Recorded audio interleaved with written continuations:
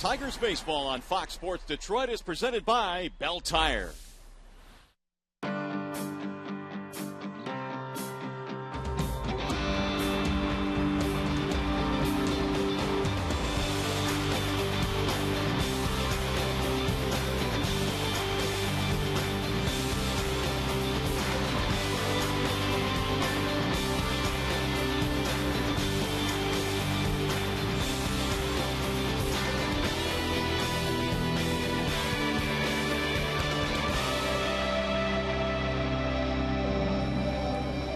As we wind down the 2011 regular season, we have just 4 games remaining in the regular schedule. And today from Comerica Park, it's a great day for baseball as we wrap up this series here. Final game of the 4-game set featuring the visiting Baltimore Orioles and your Detroit Tigers.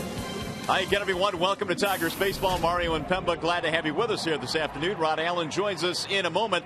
You know, the Tigers are headed to the playoffs. We all know that. We also know the playoffs will start on Friday. What we don't know is whether or not the Tigers will start here at home at Comerica Park or if they will be on the road. And here's how it's racing right now for second place in the American League. The Tigers are trailing the Texas Rangers for the second best record in the AL. The Rangers at 92-66. The Tigers at 91-67. Detroit 1 game back. They have the Orioles today, Cleveland coming to town. Texas a little bit tougher. They'll close out with Seattle, and then they finish up with 3 in Los Angeles. Keep in mind, the Tigers hold the tiebreaker against the Texas Rangers, so we continue to chase Texas for the second best record in the American League. Tigers right around the corner here today against the Orioles. In the meantime, we go back to the Call Sam studio now. Here's Justin White.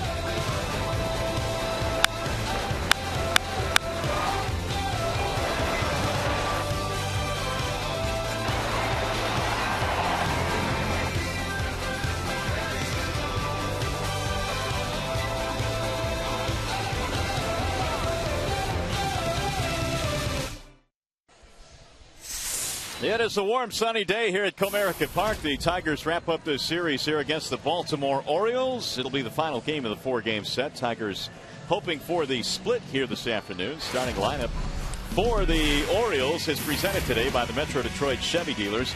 And Buck Showalter going with a lot of the reserves today. Matt Engel leads off in center field, followed by Andino and Davis.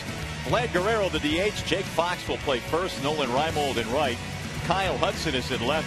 Pedro Florimon is the shortstop, and Craig Tatum will bat ninth and do the catching. The scouting report on Tigers right-hander Brad Penny is presented by Ace Hardware. Well, final start of the regular season for Brad Penny. He may as well go out and finish strong, and that's what he's done pretty much all season long. He has stayed healthy. Therefore, he will pitch 180 innings at least this year for the Tigers, and then they have to make a decision on whether he will be on the postseason roster or not. By the way, if Detroit combines for 3 or more home runs in this game, bring a copy of the box score to a participating Arby's location tomorrow and score yourself a free small order of curly fries. Nice and warm here this afternoon. Plenty of sunshine. Brad Penny set to go to work. And Matt Engel leads it off for the Orioles. Engel, Andino, and then Davis.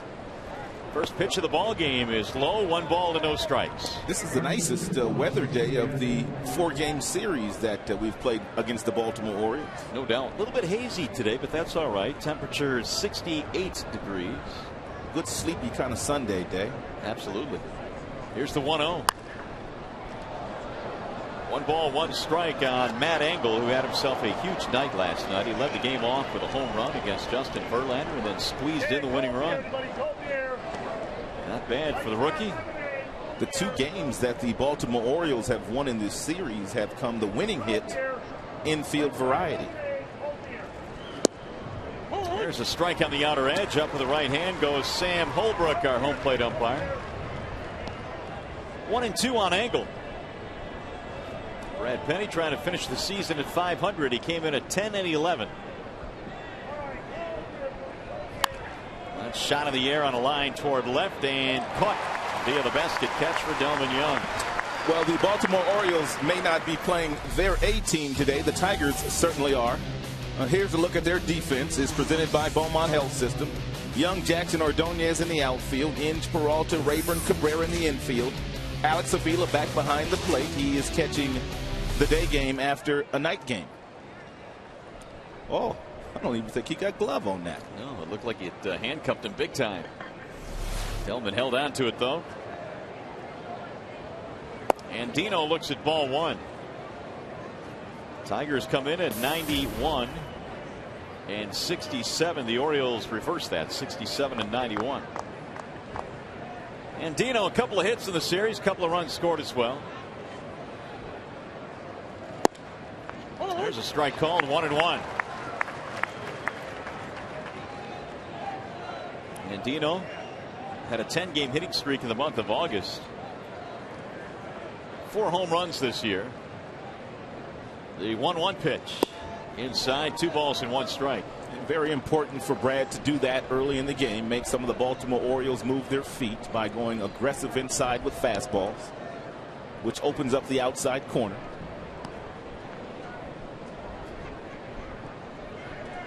Here is Penny's 2-1 pitch. Ball 3. Brad gave up 7 runs in his last start, 7 in 4 innings of work against Kansas City on the road. The Royals won that game 10-2. Final regular season start for Brad Penny. Here's the 3-1. Chop foul at home plate. 3-2 on Robert Andino. Tigers will have Cleveland coming to town tomorrow. That'll start the final 3-game series of the season.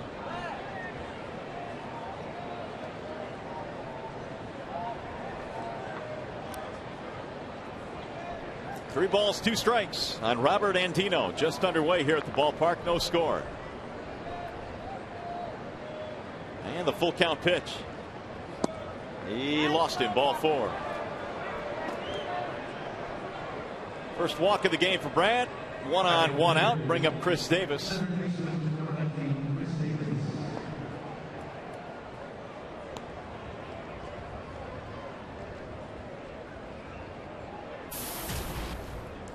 Brad Penny making his 31st start of the year. And if you're the Detroit Tigers, when you signed him in the offseason, you were hoping you would get a healthy Brad Penny, and that's exactly what they have gotten. He has not missed a start all year. Fouled straight back. Well, before it's all said and done, Penny will give you about 180 innings, double-digit wins. The ERA maybe a little bit higher than the Tiger fans had hoped for, over 5 coming in. And not only Tiger fans, but Brad Penny himself would like to have a little bit lower ERA. The 0-1. 1 ball, 1 strike on Davis. He's 4 for 12 of the series. Davis has also scored a run, coming over in a trade with the Texas Rangers. When Brad Penny started his career back in 1996 for the Arizona Diamondbacks, Buck Showalter, and the current manager of the Baltimore Orioles, was pretty much running the entire Arizona Diamondbacks minor league system. And so his days with Brad Penny go way back to 96.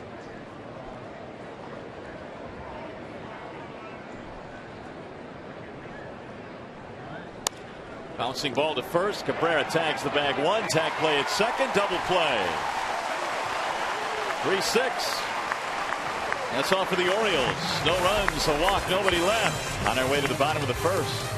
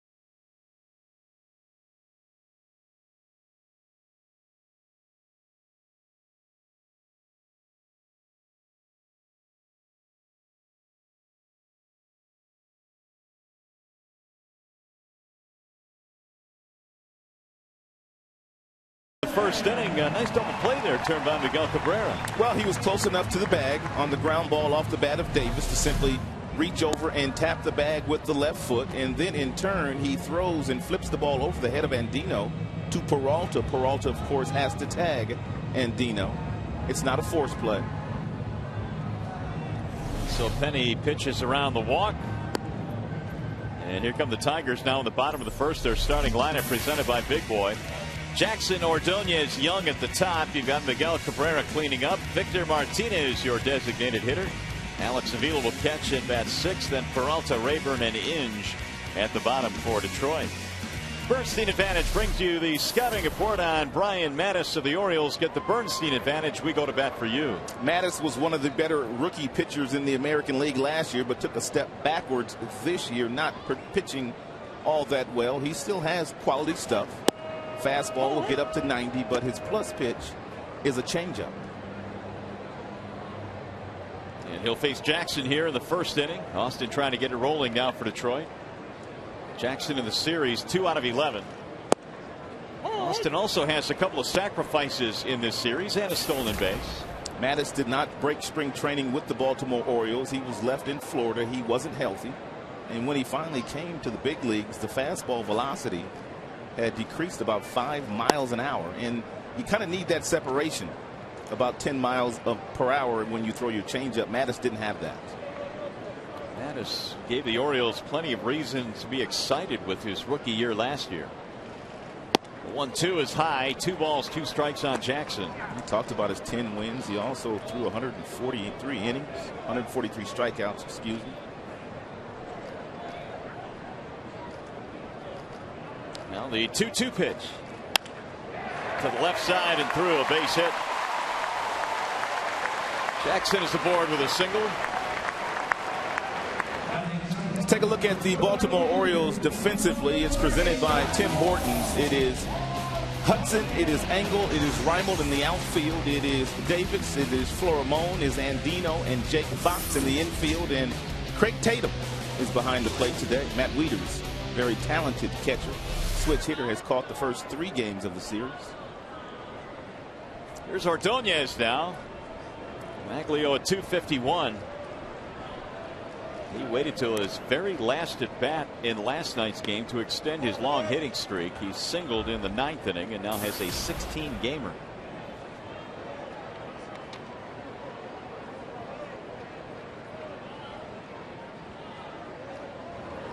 And he looks at strike 1 right at the knees. And Maglio likes to try to drive the ball the opposite way when there's a runner being held on at first base, especially when he's batting second. The majority of his base hits go right in that direction when he's right.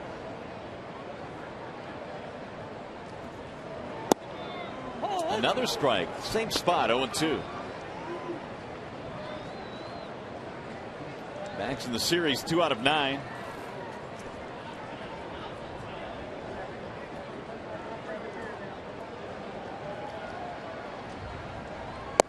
Missed it outside. 1 ball, 2 strikes.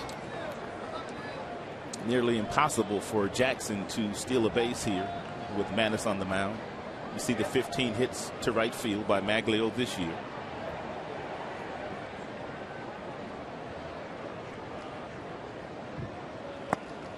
Low, 2 balls, 2 strikes. Some left-handers will give you an opportunity to steal second base if they have a high leg kick, but Mattis, for the most part, has utilized that slide step. Therefore, Jackson not able to get a good jump.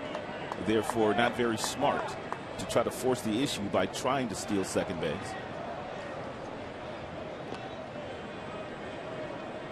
.22 steals this year for Jackson, the team lead for Detroit. Really their only legitimate base stealing threat.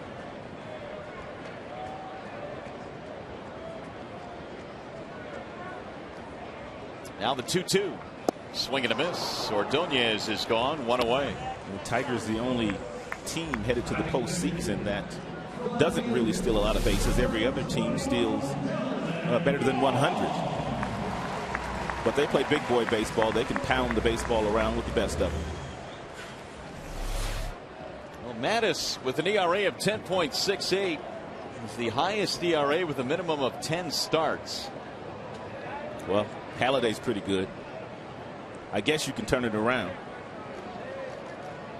That was when Halliday was struggling as a youngster in the Blue Jays system, and all of a sudden he has become maybe the best pitcher in baseball. Yeah, they sent him back down to the minor leagues, and when he got called back up, he has not looked back.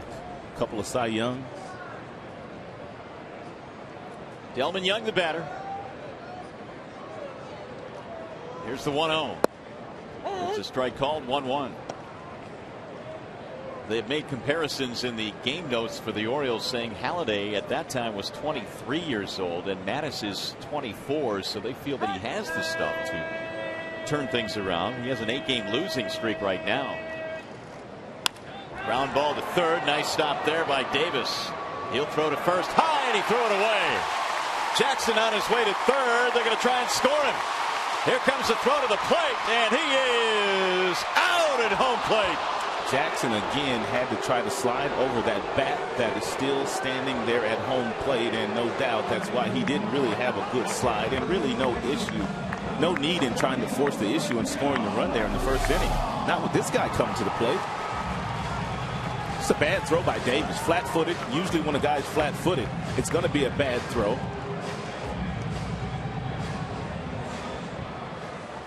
Jackson takes off from second, and then apparently got the go-ahead from Gene Lamont. He was out by a pretty good margin.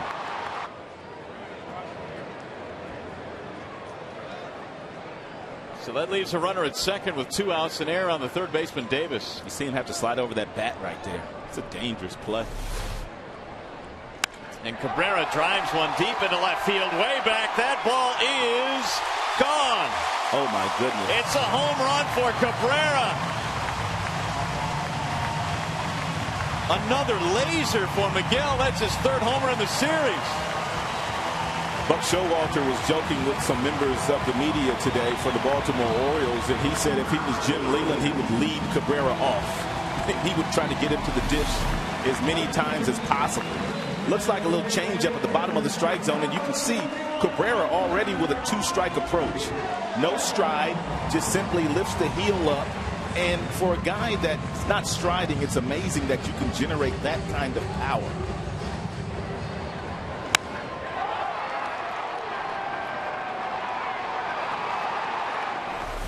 Well, they had first base open. They elected to pitch to him, and Cabrera made him pay.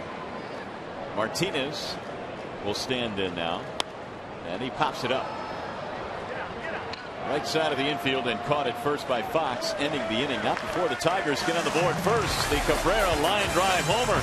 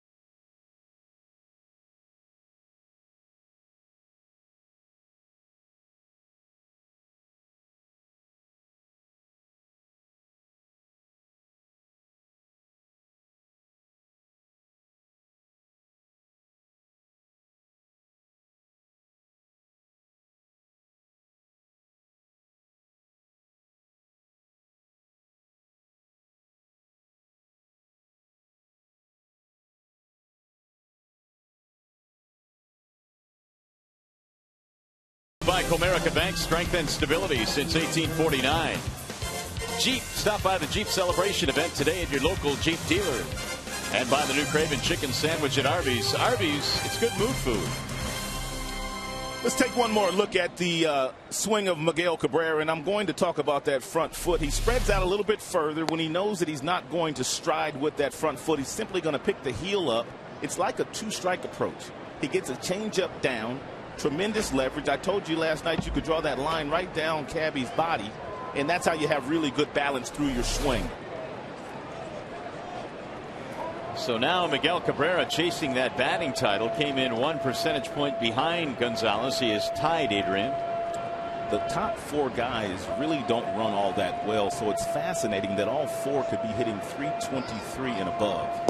Victor, Michael Young, Adrian Gonzalez, and Cabrera, they don't get infield singles. Vladimir Guerrero batting .292 has hit 13 homers.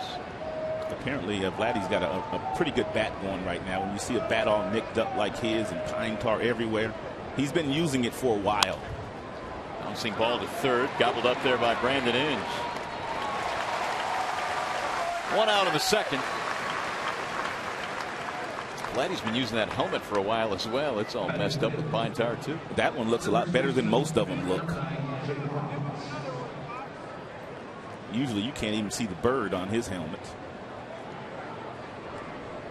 Here's Jake Fox.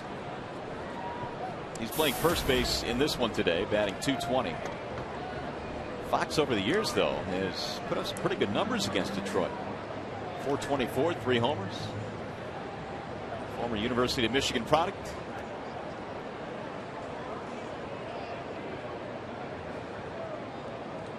Penny's first pitch sails inside, 1-0. Brad operating here with a 2-run lead thanks to the home run by Miguel Cabrera.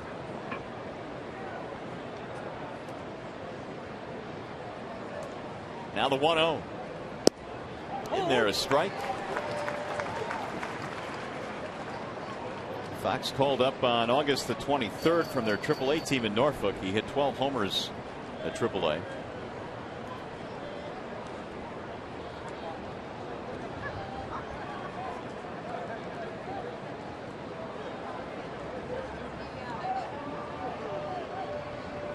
Here's the 1-1. Breaking ball in for a strike, 1-2 on Fox. That's what Jeff Jones has been trying to get Brad Penny to do all year. And that's not to try to establish the fastball in the first 3 innings, but simply mix in some breaking balls, the splitter, and the changeup early in the game. 2-2. For so many years, and Brad would fall into that category of a veteran pitcher. He's been around a while. You've always been taught to establish your fastball early, and then the second time through the lineup, that's when you mix in some breaking balls, but that hasn't worked very well for Brad this year. Breaking ball is on the ground and through, a base hit to left for Jake Fox. He hung that one. First hit of the ball game for the Orioles. And with 2 strikes, this is a dangerous pitch.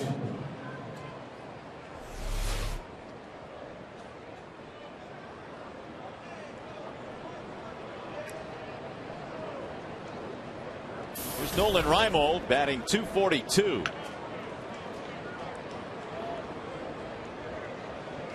Reimold has hit safely in 5 in a row. Ball 1. Reimold out in right field today. A couple of years ago in 09, he broke in on the scene with 15 home runs as a rookie. Sends a ground ball to short. This looks like 2. There's 1. There's 2. 6-4-3. Penny gets another double play ball. His second in as many innings. We'll go to the bottom of the second here at Comerica. 2-0 Detroit.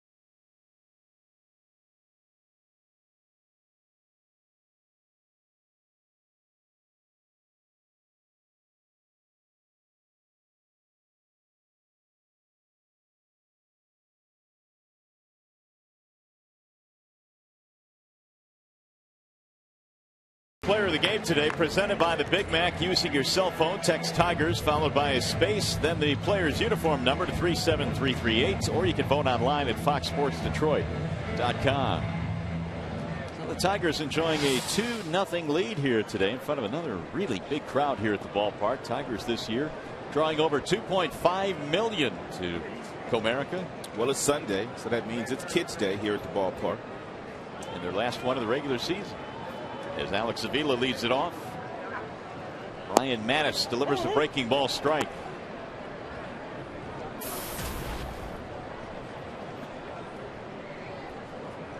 Avila batting .298. He's had a couple of hits in this 4-game set. The 0-1. Avila, then Peralta, then Rayburn. Mattis gave up the 2-run homer to Miguel Cabrera. I think the Tigers might entertain the thought of maybe going out in that free agent market in the offseason and bringing in a good quality backup catcher to help Alex out. Well, they could. You know, obviously he has established himself as the starter here, and you know, they've had Omir Santos, who has been given an opportunity. I don't know that they consider him the long-term backup here, but it would be prudent, I think. I mean, obviously you have Victor Martinez, but I don't know if Jim wants to do what he did this year, and that's pretty much have Victor DHing every day and him being the backup catcher as well. Yeah, my feeling is that Victor probably is looking at more DH time than anything else going forward. So yeah, I think your point is well taken. Looking forward, the Tigers probably will find someone to back up Avila. The 2-2 is lifted in the air, left side of the infield. Florimon pulls it in, one gone.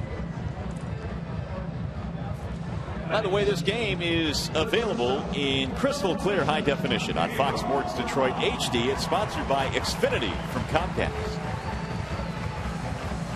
And every year there seems to be really good quality backups. I mean, backup catching, if you can receive the ball, you don't really have to hit all that much, do you? Catch and throw. Catch and throw and be able to handle the pitching staff. Anything from an offensive standpoint is a bonus. Peralta sends a ground ball left side. Davis gobbles it up, and there are 2 gone. Johnny is going to have to regroup here down the stretch. I don't know if he's feeling a little tired or what, but just about every time he hits the ball these days, he's out in front and he's hooking everything. I mean, that's what Johnny did when he first put on a Tigers uniform when they got him from the Cleveland Indians. I mean, that's a ball that you can drive, but you got to keep that front shoulder in there a little bit longer, and that will allow you to take a better direction with your bat. He's been playing a lot of pepper with the shortstop and the third baseman. Here's Ryan Rayburn with 2 outs.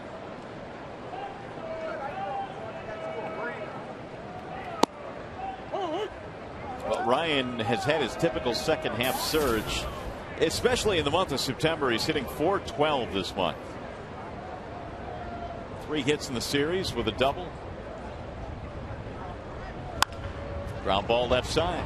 Florimon, the shortstop. In time, and the Tigers go 1-2-3 against Brian Mattis. 2 in the books. 2-0 Detroit.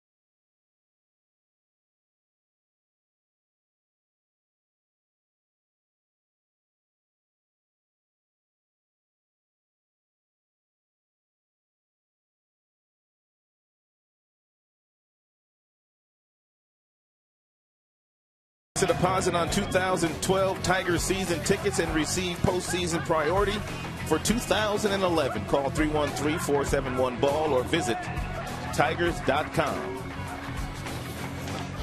Won't be long. Postseason will be here. In fact, it's coming up starting on Friday. And we'll see if it's here at Comerica Park. That depends on whether or not the Tigers have the second best record in the American League. Nice lid. You got the playoff gear already. Yeah. It's amazing. We only have 3 more games after this. Where has the season gone? Seems like we say that every year, but I think this year it has flown by because of the success we've had in the second half. Good team to watch. Kyle Hudson leads it off against Brad Penny, Hudson, Florimone, and then Tatum. Lots of special moments provided by this cast of characters on the field. Hudson is 4 for 24 in the major leagues. A couple of RBIs. The 0-1. Bunted foul.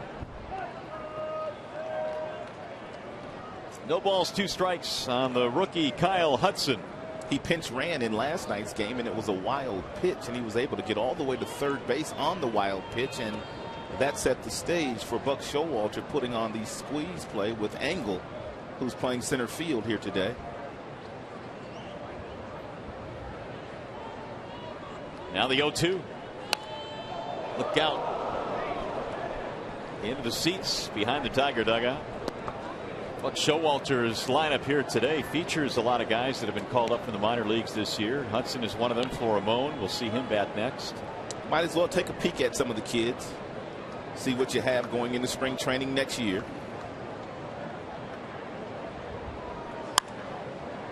Again, sliced foul. Hudson hit .297 this year at AAA, but he had some speed. In fact, he stole 26 bases.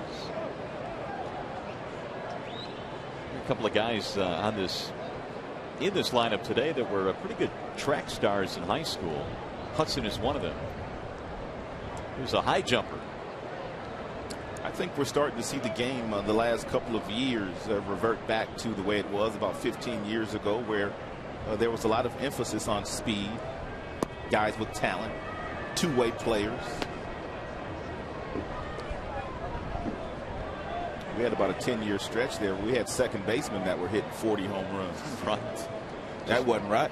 Mashing. That wasn't right. The 1-2. Bouncing ball to second. Ryan Rayburn has it. One gone. Let's go back to the studio now. Time for a game break with Justin White.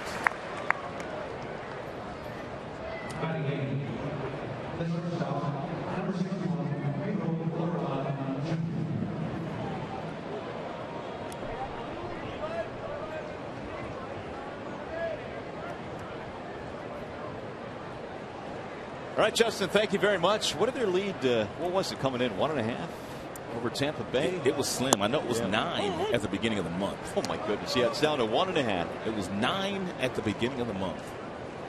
And there you have it. The Angels 2.5 back, although they would have to climb Tampa as well, so it'll be tough for them. There's a pitch fouled off by Florimone. There are a lot of American League clubs that are going to the postseason that would rather see Boston than see that Tampa Bay Rays pitching staff. Well, the Red Sox, if they get in, certainly are limping to the finish line. The 0-2 tipped into the glove for strike 3. Penny has his first strikeout of the game. 2 gone. Pretty good breaking ball there by Brad at the bottom of the zone. You can't get hurt with your breaking ball if you're locating it in that area.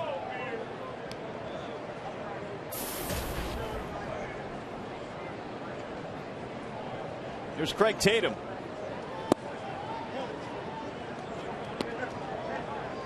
Four for his last 47. Tatum catching today for Matt Wieters.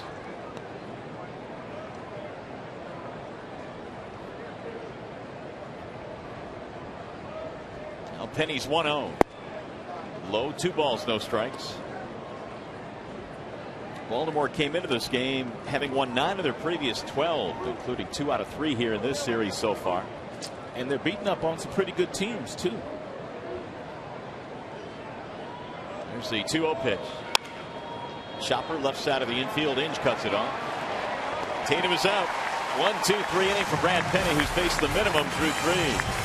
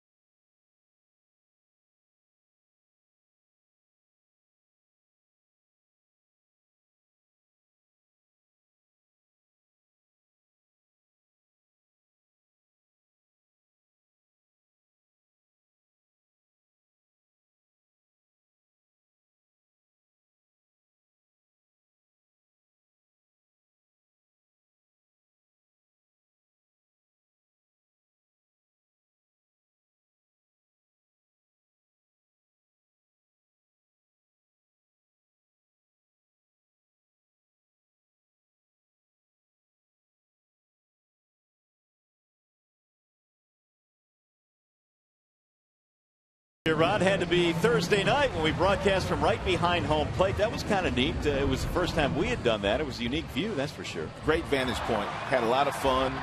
The people were great. They allowed us to do our job. We met some really nice people. I mean, one of the highlights was signing that ball for the son of Darlene, who had passed away just recently, who was a great Tigers fan. She was 81 years old. So some special moments down there that day. Well, the Tigers have a 2-0 lead here today as we wrap up this series. Brandon Inge leads it off. Inge, then Jackson, then Ordonez. Brandon 0 for 2 in the series so far. Now the 1-0 pitch. Ball high, 2 balls, no strikes. Inge has faced Mattis 3 times in his career, and he has 2 hits against him, including a homer.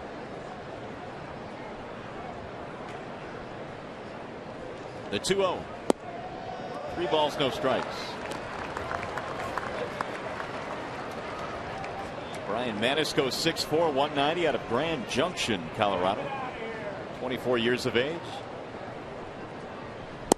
And he walked him on 4 straight pitches. Number 9 hitter is aboard.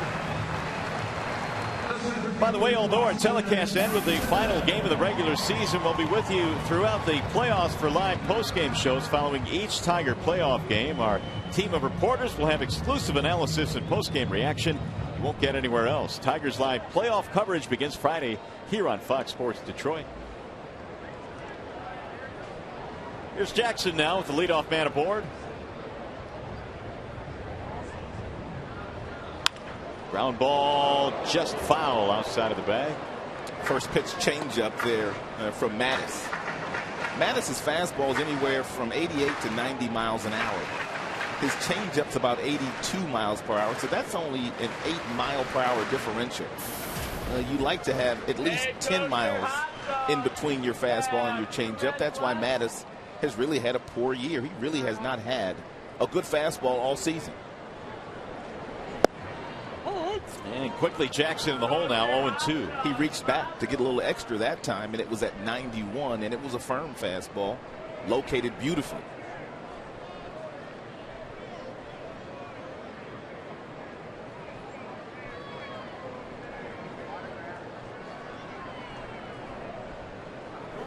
Way outside.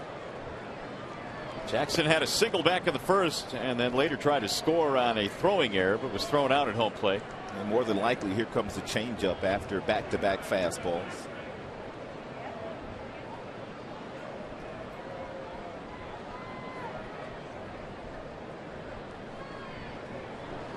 Swing and a miss. And Jackson could not make contact with it. Second strikeout for Mattis. Mattis is the kind of left-hander, if you are a right-handed batter, or if you're Lloyd McClendon, the hitting coach of the Tigers, you can simply send the majority of your guys up there sitting on that particular pitch, and there's a pretty good bet that you're going to get quite a few of them during the course of the game. That's just how many he throws. Now Ordonez.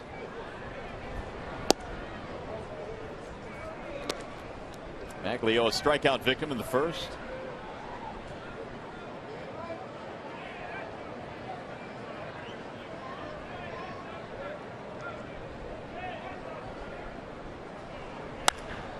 Line drive, base hit, right center field.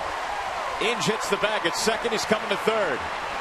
And he is in there, and Maglio extends his hitting streak. 17 straight games. That's when Maglio is doing his best work. And taking the inside fastball and simply pulling the hands in nicely and drilling the ball the opposite way. And by going to right field, that allows Brandon Inge to scoot over to third base.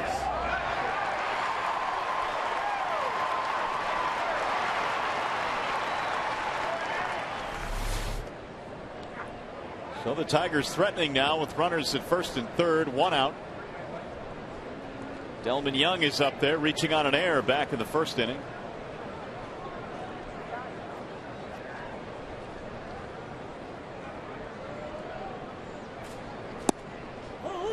Strike called on the outer edge. And here's where Delman's concentration level needs to go way up. He knows he's going to get something really good to hit with Cabrera in the on-deck circle. and he needs to make sure that he has an uppercut swing so he can loft the ball into the outfield. You don't want a ground ball here. He's behind in the count 0-2. Tigers have hit a lot of ground balls in this series, and they've hit a few of them today already.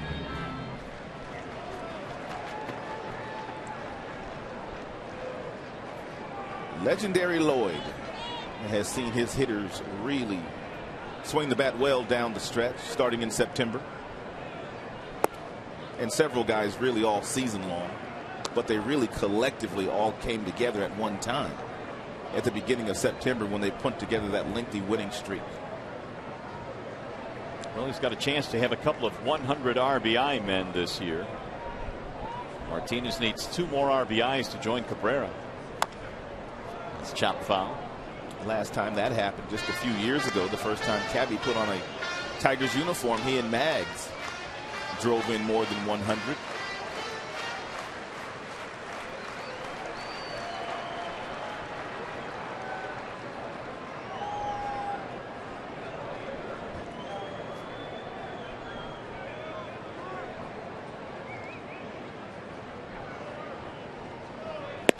Way high.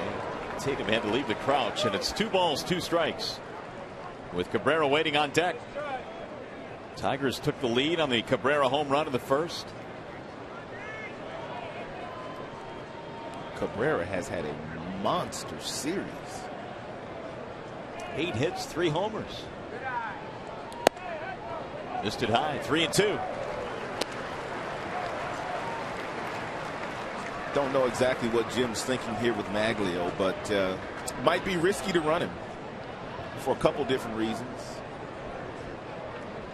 If he is standing at second base and Young makes it out, Cabrera doesn't hit, and he's not going to get a good jump with Madison on that mound being left-handed. Might just leave him there. Buck Showalter might pitch to Cabrera.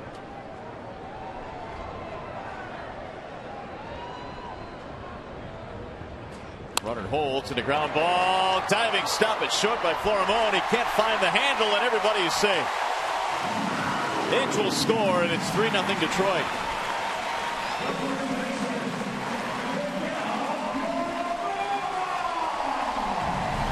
It's been some pretty good shortstop play in this series by the Baltimore Orioles. J.J. Hardy has made every play imaginable. Florimon shows some nice range here diving, but once he gets up, he can't get a handle, therefore no play anywhere.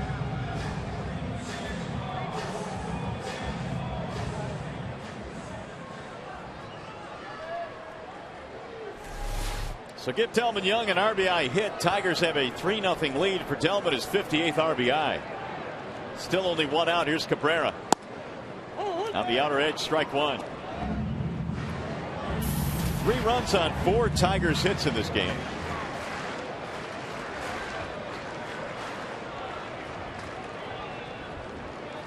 Miguel's 2-run shot back in the first was his 29th of the year. And he's knocked in 103 now. Never ever takes a day off. Even on that Friday night, as they were clinching the division, Cabrera was standing on third base, and he made sure that he told Gene Lamont before the game was over to tell Jim that I want to play tomorrow. Now, this was the day game after the celebration. And then Victor Martinez, during the course of the celebration, he went and found Jim Leyland and told Jim, I want to play tomorrow too. And that's usually not the case with your superstar players, especially after a night of celebrating. Jim said, made my job real easy on that Saturday afternoon.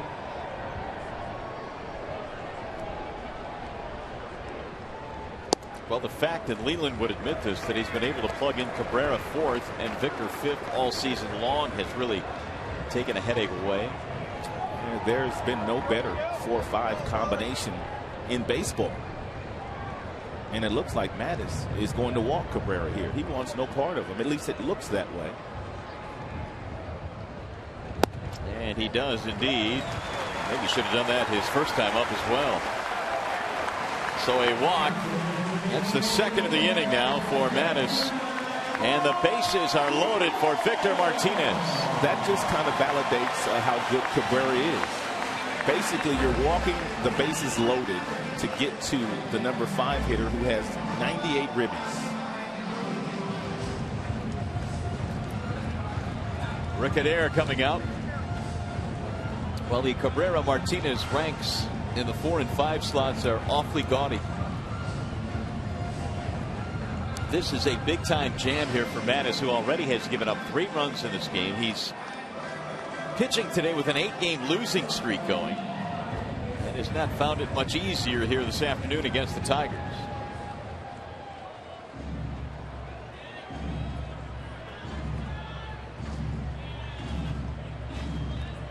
So you've got Martinez up there, who's trying to join the 100 RBI club this year.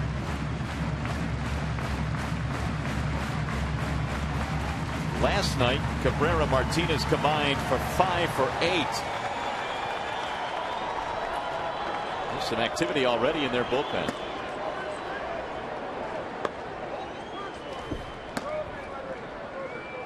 Chris Jakubowski's warming up. Victor sends a slow ground ball to short. This might be 2. Florimon to second one. Relay is a double play. What a turn there by Andino. Tigers settled for 1 run. It's now 3-0.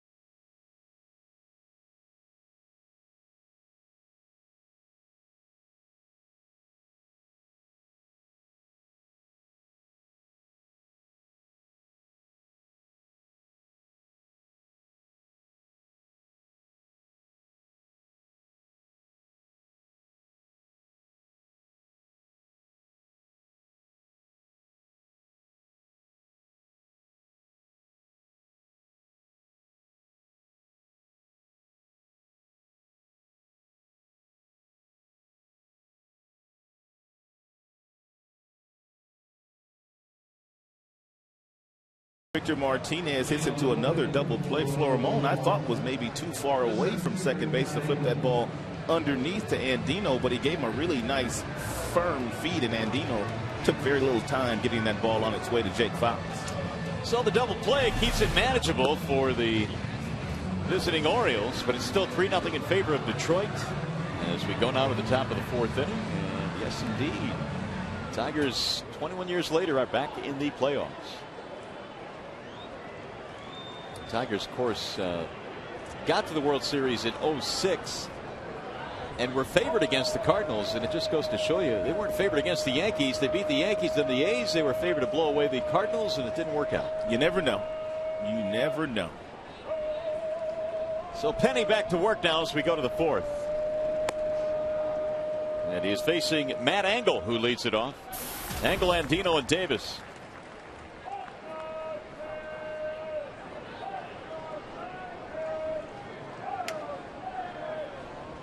Now the 1-0. 2 balls and no strikes. Engel flied out his first time up. He also was a track star in high school. The 2-0 pitch. 27 stolen bases in the International League before he was called up. That was good for 3rd in the IL. There's the 2-1. He drops down a bunt and foul. 2-2 on Engel. Orioles lead the season series 5-4. This will be the final meeting of the season between these two clubs.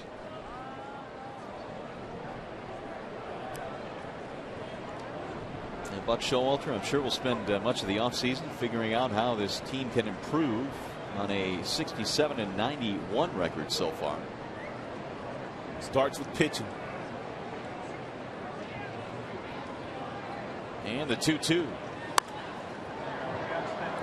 have a really good player in Brian Roberts, who's been out with a concussion, and he just gives them a different dimension, I think, in their lineup. Switch hitter, hit you 40 doubles, hit 300, steal you 40 bases too.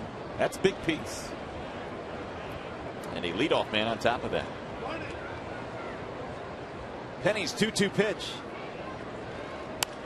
Ground ball first base side. Cabrera has it. Angle is out. One gone.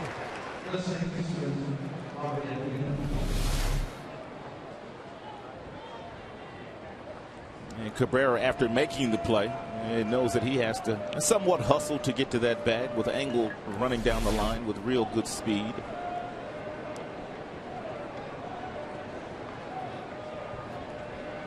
And Dino had a base on balls his first time up. Penny got a double play ball in the first, a double play ball in the second, and they got him 1, 2, 3 in the third, so he's had very little resistance so far, allowing just one hit.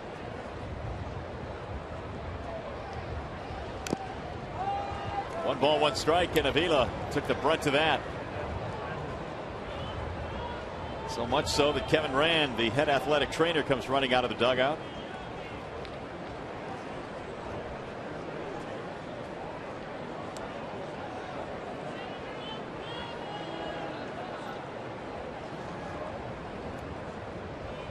And Alex will need a couple of minutes to catch his breath.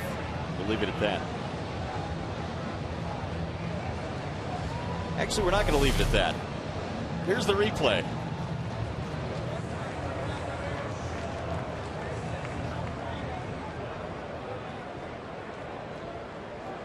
He didn't even get glove on that.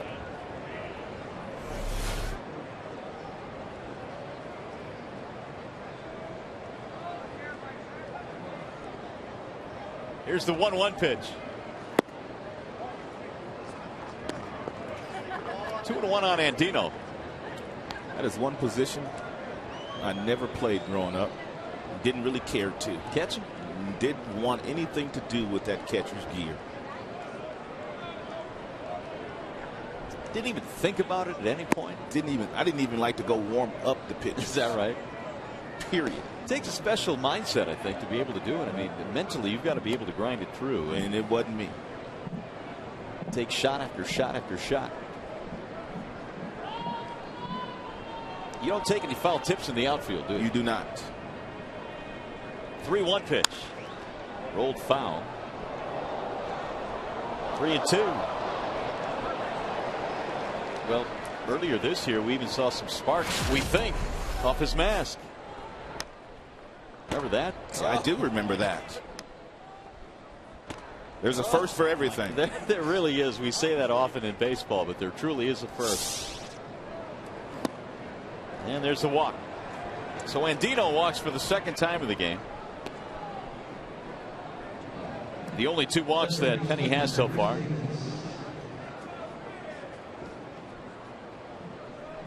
That'll bring up Chris Davis.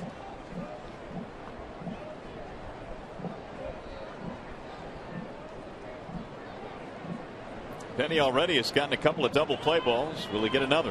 In fact, Davis hit one already. Chops that one foul, 0-1. Well, Penny needs to pay a little bit more attention to Andino, even though they're trailing by 3.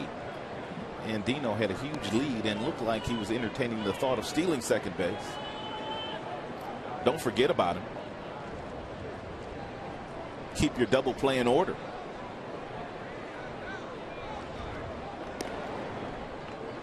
I think Jim Leland may have saw the same thing that I was looking at. Therefore, he ordered the throw over by Brad Penny.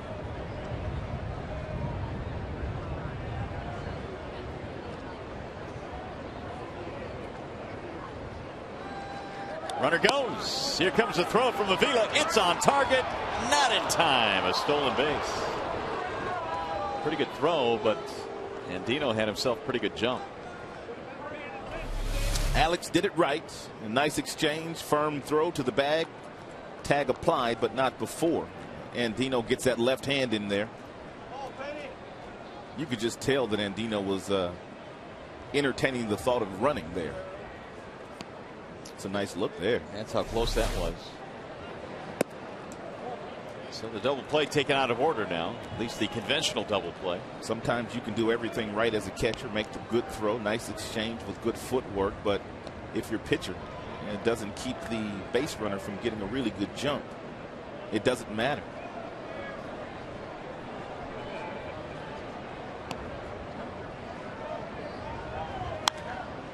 Fly ball foul back out of play. 2-2 on Chris Davis. As a member of the Texas Rangers, put up some big home run numbers, mostly in the minor leagues. He hit 24 this year at AAA. Before coming over with Tommy Hunter in the Koji Uehara deal. Baltimore did pretty good in that deal. I agree. They got some good players for Uehara. Hunter, good pitcher. Ooh, it just missed. Penny wanted it there, and Sam Holbrook thought about it. Good cut fastball at 87. And Brad started throwing that pitch about after the first month of the season.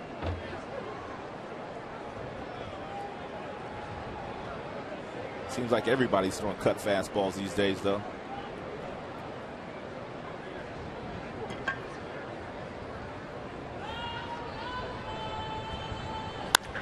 Line drive on one hop.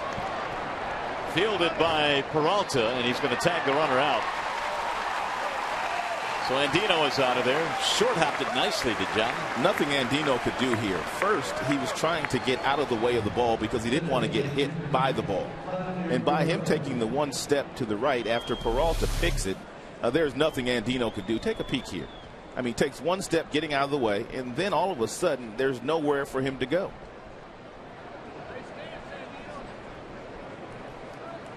So with 2 outs, that'll bring up Vlad Guerrero.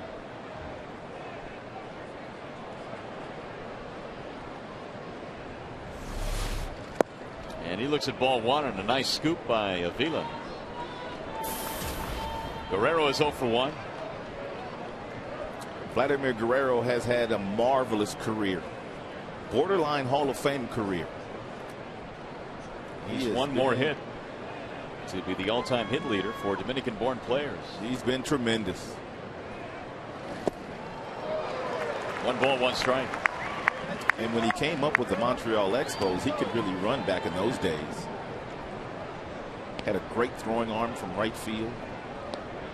Had a Dave Parker type arm from right field when he was young. 16 seasons in the majors, 2,586 hits. Swing and a miss. And Penny has gotten ahead now, 1-2.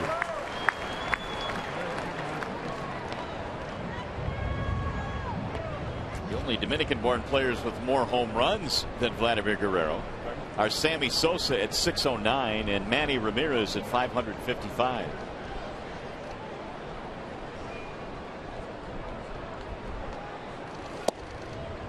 Missed it inside, 2-2. May not be all bad for Brad to go right back inside with a good fastball. He might tie. And Vladimir up. Vladimir's a smart hitter. If he goes outside with a breaking ball or a fastball, then more than likely Vladimir's going to put that in play. Cutter away.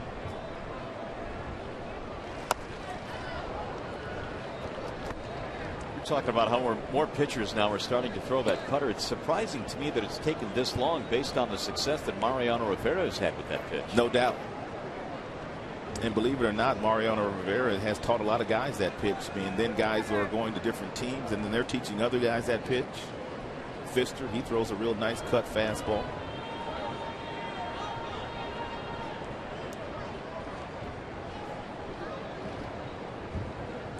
Two. On the ground to short. Peralta has it there. They'll get the force. Side retired. No runs, a walk, 1 left. 3.5 in the books. 3-0 Detroit.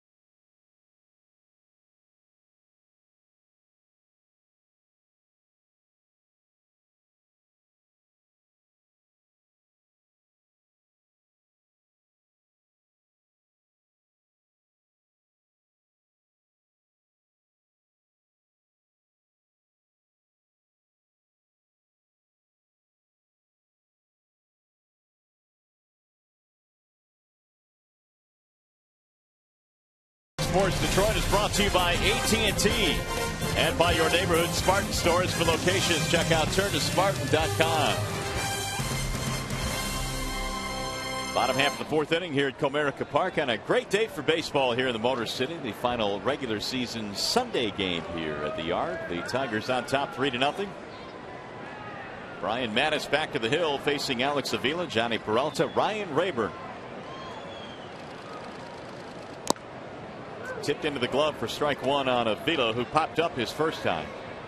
Once again, a spectacular crowd here at Comerica Park.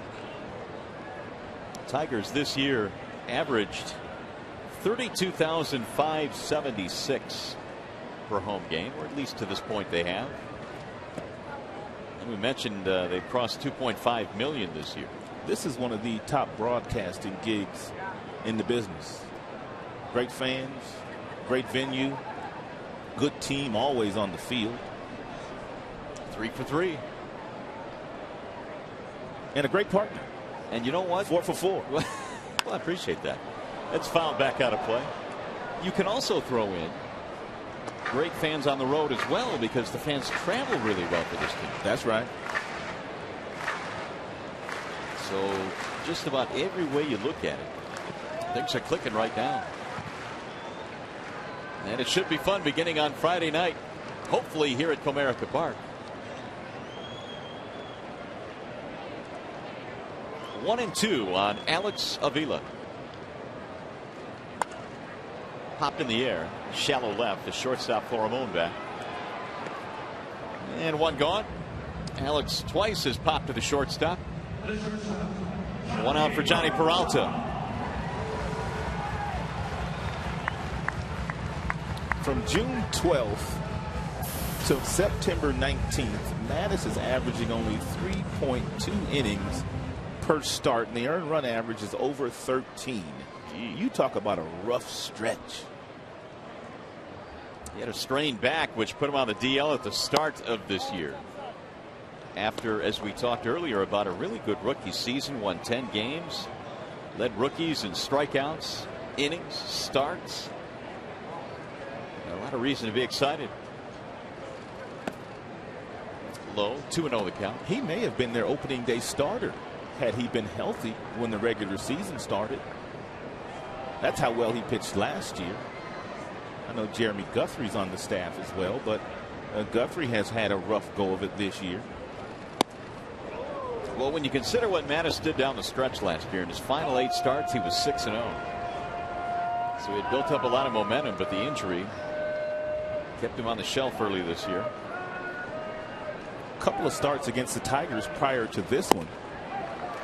He is 2-0 with a 164 earned run average on 11 innings pitched. So he had some success against Detroit batters. It's his third walk. That success has been limited today, though. The Tigers got a pair in the first inning on the home run by Cabrera. Then Delman Young's RBI single in the third made it 3-zip. And it could have been a lot worse, but he got Martinez to hit into a double play with the bases loaded. Here's Rayburn. He lays down a bunt, third base side. They're going to let it roll, though. Good idea.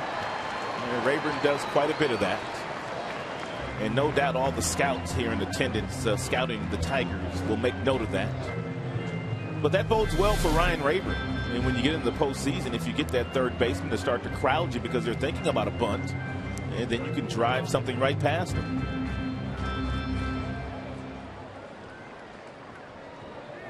Talking to one of the scouts in Comerica today, saying, boy, it's a busy time of the year, huh? And he goes, no kidding. They got a lot of ground to cover this time of the year. Press box is full.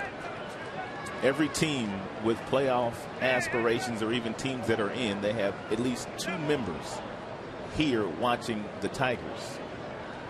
And not only the Tigers, but they got 2 other guys watching every team. Absolutely. If you have a shot or you're in the playoffs, you are being scouted. And every player on your roster right now is being scouted. And they watch every move you make. And they write down everything.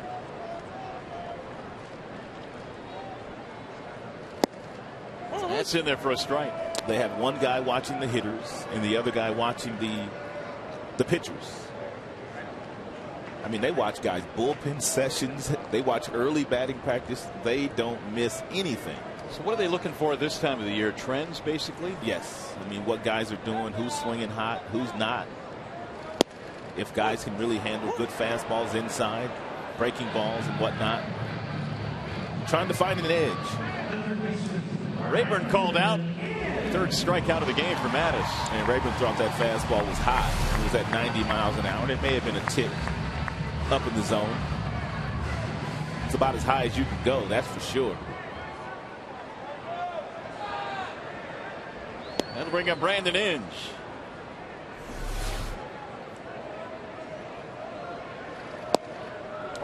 And not only are all the scouts here, but with television nowadays, they go back and watch the games over and over and over, and they listen to the announcers, and the announcers talk about the health of the players and different things like that. So scouting is taking a whole different turn with all the television that they can watch these days. Swing and a miss, 0-2. They listen to the radio announcers while they're at the ballpark. How accurately, though, do you think you can scout off of television compared to being there live? Oh, you can do sometimes even a better job off the television. More angles, different camera angles. Yes, indeed. 0-2. Just a little bit outside. 1-2 on Brandon Inge. It's the fun time of the year, that is for sure, with those teams that are headed to postseason. The anticipation of getting there. I was talking to Dave Dombrowski a couple of days ago when we were in Kansas City. He says they have a couple of different members of their scouting staff watching every team as well. Just off the plate. Mattis was headed back to the dugout. 2-2.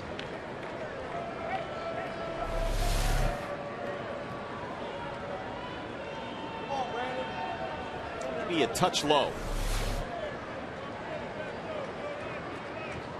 Here's the 2-2. Strike three. 4 strikeouts for Mattis. Tigers get a walk, strand a man. We go to the 5th at Comerica.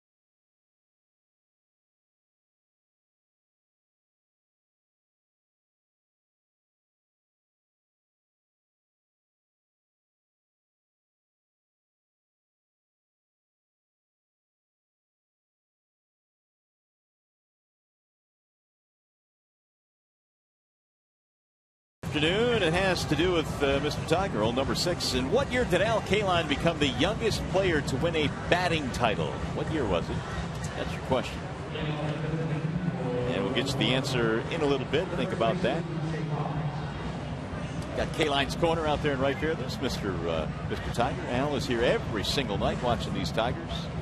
One of the nicest men you will ever meet. I've never seen him have a bad day. I haven't either. He's always bouncing around the clubhouse and just loves being at the ballpark. Wonderful man. So we go to the 5th inning. And the Tigers holding on to a 3-0 lead. Brad Penny back to work facing Jake Fox, Nolan Reimold, Kyle Hudson.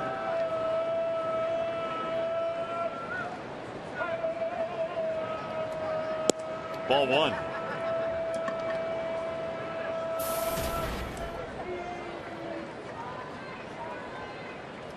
Fox had a base hit back in the second. He raced on a double play by Reimold. The 1-0 pitch. It hit him. Came inside too far. Leadoff man is on. Got a Vila too somewhere. Alex can't catch a break today. What doesn't get a Vila?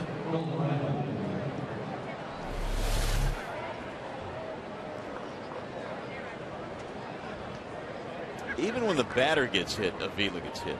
Got him on the right forearm.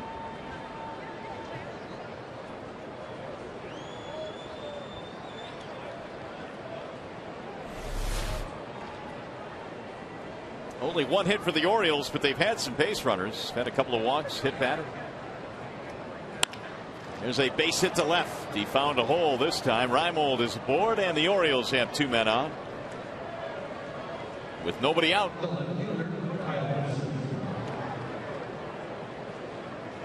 That'll bring up Kyle Hudson.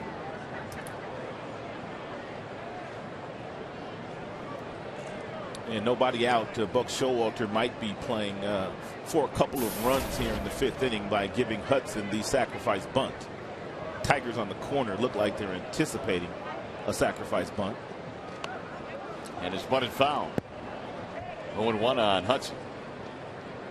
I don't know about you, Rod, but I'm seeing a little bit of Napoleon Dynamite in Mr. Hudson here. Are you?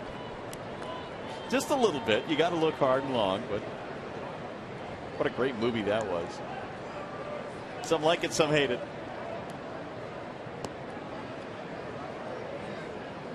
Hudson waiting on the 0-1. No sign of bunt there, and now he's in the hole 0-2.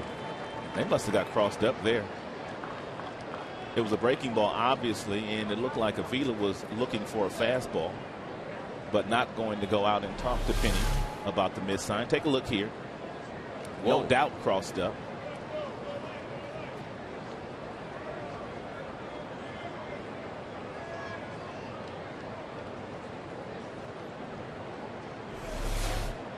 They got the call anyway.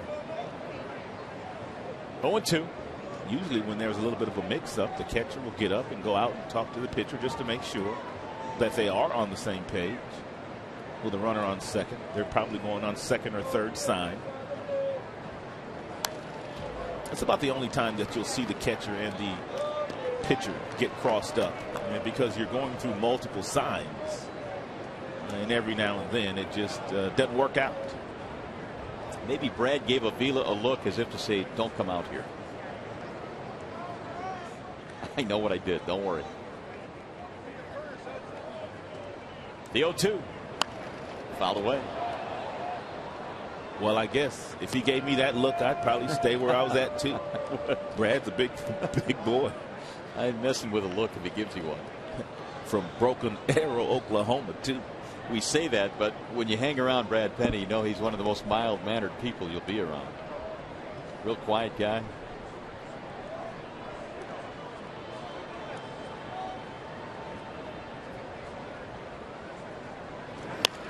And a little soft liner to third. Quick throw is not in time.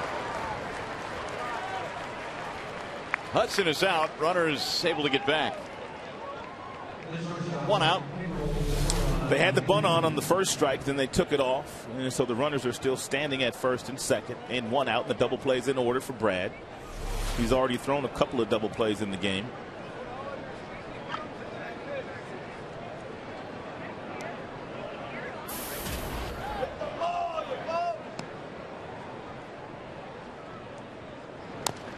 Chopped foul by Florimon. Pedro Florimon Jr. is the batter. And this young man spent 8 years in the minor leagues, including this season, before finally getting his first taste of the major leagues this year. That's a long time. 8 seasons. Can you imagine that? He was called up from Double-A as well. Showed a little bit of power there. 8 home runs. Drove in 60. Had a big swing there. 0-2. See, the Baltimore Orioles are wearing a patch on their right shoulder that says Flanny. That is for Mike Flanagan, who was their television analyst, who passed away earlier this year. Former Cy Young winner, Mike Flanagan.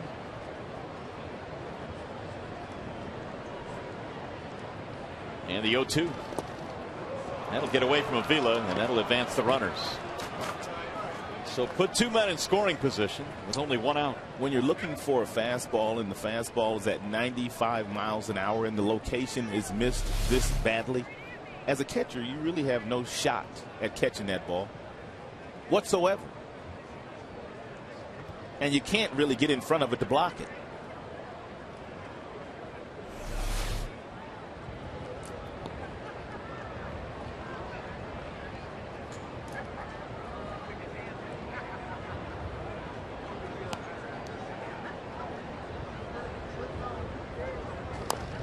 Rolled foul. Florimon stays alive. 267 hitter this year at AA with 60 RBIs. Chance to drive in a couple with a base hit. The wild pitch, advancing runners to second and third. Fox and Reimold.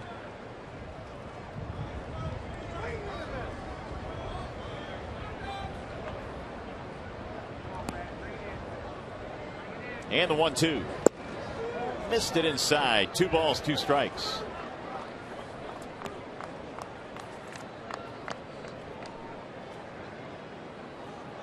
Penny came in 2-0 career against the Orioles, but he had gotten a lot of offensive support. His ERA was over 7 in 4 career starts. He had a 2-0 record. Driven to center field. That ball is going to get down and score 2. Jackson over to cut it off. He'll fire it back into second. Not in time. A double and 2 RBIs for Pedro Florimon.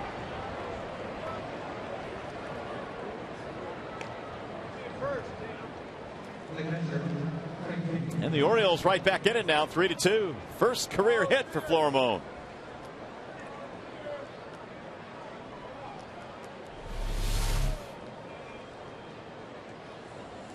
Looked like a split-fingered fastball that really didn't do a whole lot. Brad's fastball has gotten up to 96 miles an hour here today, and he threw a splitter there at 84, and that kind of sped the bat up of Florimon, and he drilled that ball into right center field. And you could see Brad was not happy with the location of that split-fingered fastball that he threw there. So the tying run at second, still only 1 out. Here's the number 9 hitter, Craig Tatum.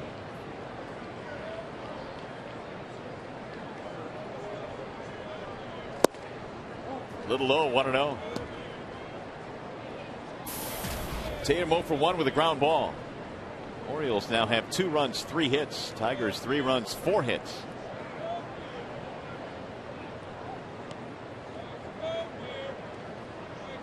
The 1-0 pitch, breaking ball inside. 2 balls, no strikes. Hit batter started the inning, and then Reimold singled. Wild pitch mixed in.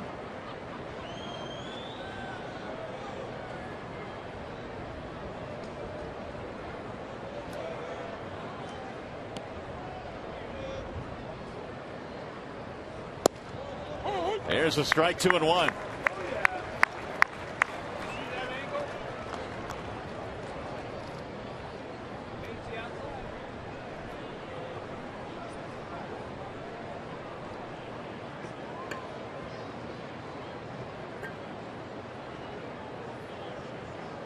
Here's the 2-1 pitch. Fouled away. 2 balls, 2 strikes. And the former Cincinnati Red, Craig Tatum, one time a 3rd round pick of the Reds, but he is struggling right now. Just 4 hits in his last 48 at bats. Giving Matt Wieters a day off today for the Orioles out of Hattiesburg, Mississippi.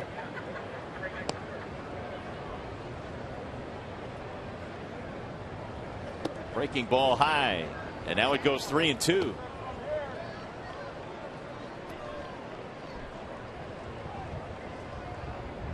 It's the 4th time already now that Penny has gone to a full count in this game. Angle waiting on deck.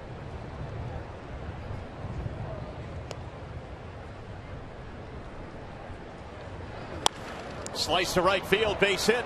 Florimon coming at third. They're going to wave him home. Maglio's throw is cut off. It's an RBI single by Craig Tatum, and the Orioles have tied it at 3. Bottom of the lineup doing the damage here today.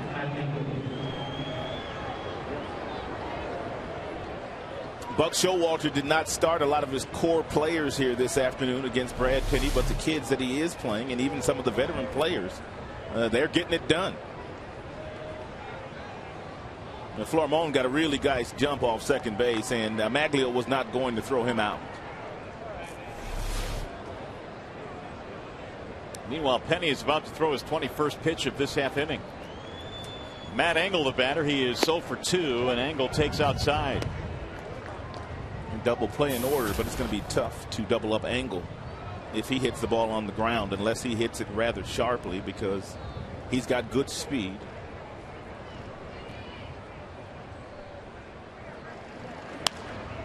Lifted back out of play. 1 ball, 1 strike.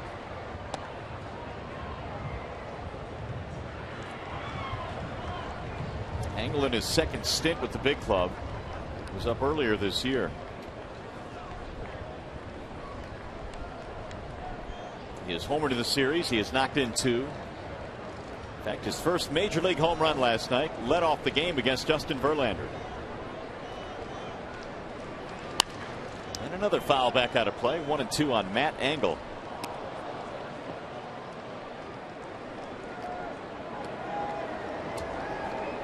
Daniel Schlereth warming up along with David Pauley.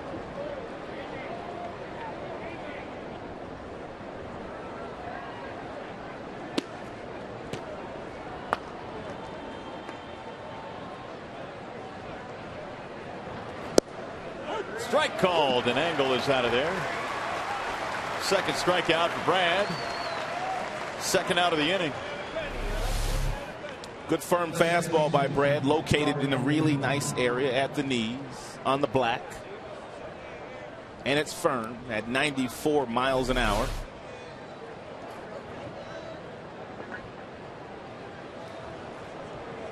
Now it's Robert Andino. And Penny has walked him twice in this game. Breaking ball is low. 1-0. Andino walked in the first, walked in the fourth, stole a base in the fourth inning.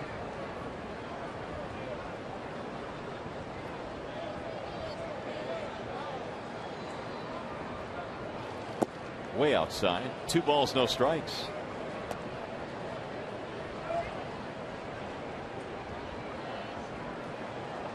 Yankees leading Boston 4-1. That game is in the fourth inning.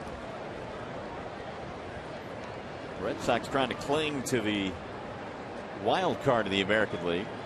Tampa also winning their game today against the Toronto Blue Jays. That game in the third inning.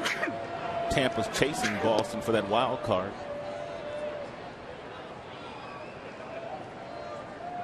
Right now Tampa a game and a half out. LA 2.5 out.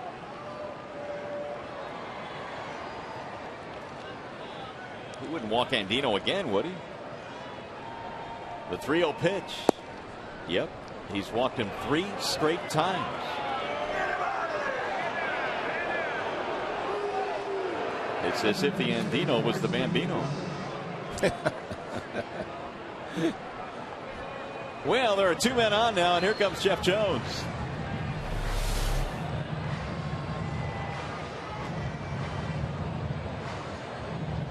That one clearly low.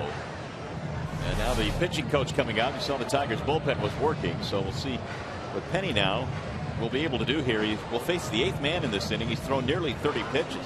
Well, give the Baltimore Orioles young hitters some credit. First 3 innings, no success against Brad, but they've kind of figured him out. Hey fans, after the game, stay tuned for Tigers Live for reaction, analysis, and highlights from today's game. Tigers Live from the Call Sam Studios and at the ballpark here on Fox Sports Detroit. Justin White is manning the Call Sam Studios this afternoon on a beautiful Sunday afternoon. Well, here is Chris Davis. A couple of ground balls from Davis in this game. And he skies this one in the air to shallow left. Delvin Young coming in. And that is that. Well, they leave a couple of runs. They get back into the game, though. Tiger Baseball presented by Bell Tire.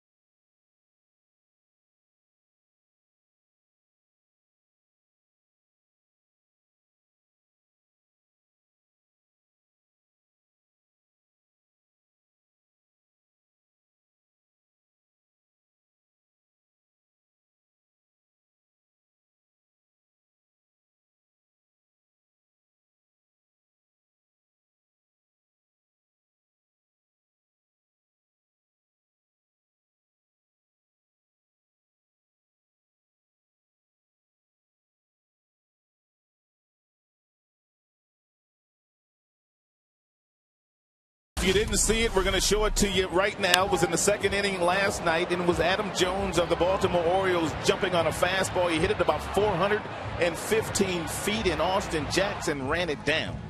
And we know Austin Jackson played a lot of basketball in high school, but it looks like he may have played a little wide receiver too. Yeah, that was a terrific play. One of the best parts of last night's game. Adam Jones in last night's game, his first 2 times up, hit about 950 feet of fly balls and got nothing for it. So Jackson leads it off in the bottom of the 5th. It's a brand new ball game now. 3 runs in for the Orioles. It's a 3-3 game, and Brian Mattis has new life. He'll face Jackson, Ordonez, and Young. And Austin fouls off the first pitch, 0-1.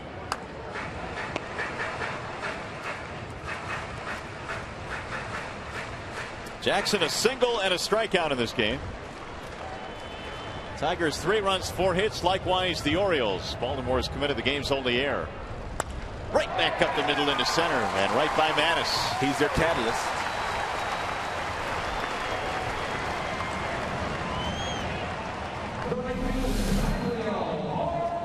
It's exactly what you want to do with that ball that's down and away from you. It's a fastball. You want to take the proper bat angle and drive it right back up the box, and you can't do it any better than Jackson did right there.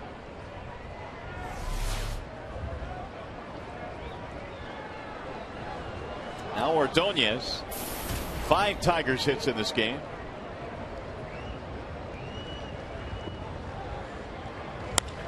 Driven to left field, hit well. Hudson, though, will get back right in front of the warning track. 1 out. Here's that AT&T trivia question again this afternoon concerning Mr. Kaline. In what year did Al Kaline become the youngest player to win a batting title? He was only 20 years old, and the year was 1955. What a player. Here's Delvin Young. Ball 1 high. Delvin 1 for 2. Singled. Had knocked in a run in the 3rd. He also scored a run in the 1st.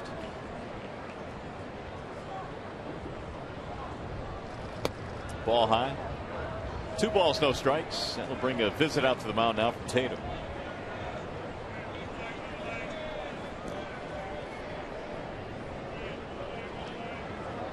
Speaking of Al Kaline, it's time now for the Farmers Insurance report card this afternoon.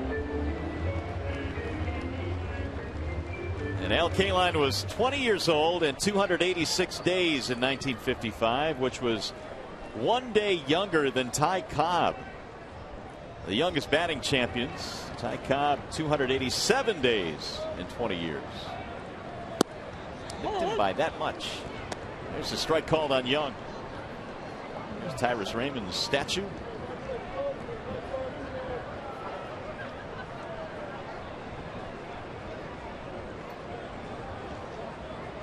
Here's the 2-1.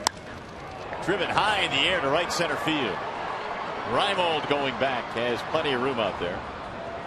Speaking of batting titles, number 24, Miguel Cabrera, has a legitimate shot of winning a batting title this year. That's how well he's played. And you know what? We really haven't paid a whole lot of attention to it until this week, really, when he's gotten really close. 340. 29 homers, 103 RBIs. And the last time there was runners on first and second with only 1 out, and they basically pitched around Cabrera. Mattis wanted nothing to do with him. Fouled away. And this is why. The first pitch that Cabrera saw in this game, back in the first inning, he drilled for a 2-run homer.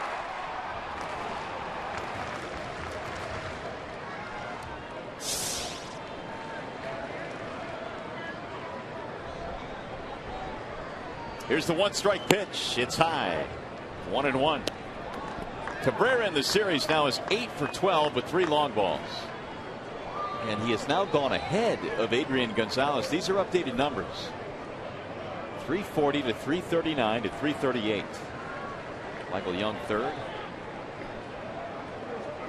Swing and a miss. Good pitch. Snap throw back. Good change piece there for Mattis. Good arm speed. That's what sells the changeup. There can be no deceleration in the arm speed. If there is, hitters can pick that up. Adrian Gonzalez 0 for 2 so far today. That's why Cabrera has gone ahead of him. Way high, 2-2. Now here comes the tricky part for Tatum, the catcher, and Mattis, the pitcher. How in the world do I get this guy out? Very seldom does he leave the strike zone and swing at bad pitches. And Mattis really doesn't have the kind of stuff that can get Cabrera out in the strike zone. No disrespect to him, but few do. So it's 3-2. You know, when you go up against a guy like Cabrera, after you get ahead of him, no balls, 2 strikes, sometimes you're better off just going right after him on that next pitch. Well, he's fallen behind now, which means the runner will be on the move. Victor is on deck. And the 3-2. Bouncing ball, foul. 3-2, the count stays. Mattis gave up 2 in the first, 1 in the third. His teammates have tied it up with a 3 spot here in the 5th. Florimon, the shortstop, is playing Cabrera way over in the hole at shortstop. Driven to left center, another base hit. Jackson on his way to third. They're going to stop him there. Cabrera with a wide turn at first. Has his second hit of the day. Mattis doesn't have the stuff to get him out.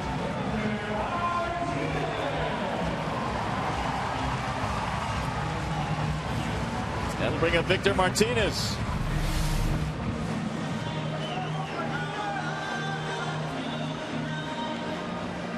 Real quiet swing, but does lots of damage.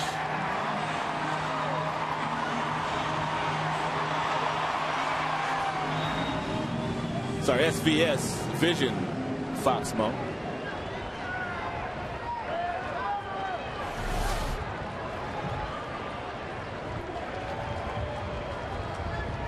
So the Tigers have a chance now to reclaim the lead here in the 5th with 2 outs. Victor bounced into a double play with the bases loaded last inning. Once the Tigers get to the postseason, I think American League teams are going to give Cabrera the same type of treatment that Josh Hamilton got in the postseason last year, where they didn't let him play very much. Walked him a lot. But that's what you do with MVP candidates. Why would you let them beat you? Now the 0-1. Which puts more of an emphasis on the importance of Victor Martinez, if indeed they do take that strategy. And if, by the way, if Cabrera goes on to win the batting title, now he's really got to get serious consideration for MVP. Not that he wouldn't already, but wouldn't that raise you a notch? Well, he's already been right there in the conversation. It's a lot of guys. A lot of guys have really had good years. The voting is going to be close.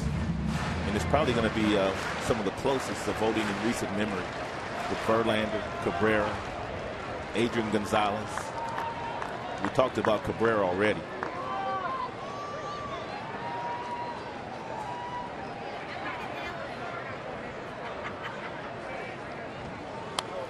Foul back. 1-2, the count stays. Just to give you an answer on how many times Josh Hamilton walked in the postseason last year, he was walked 11 times last year. Really? 11 times. Cabrera's going to get that same treatment depending on how far the Tigers go. 1-2.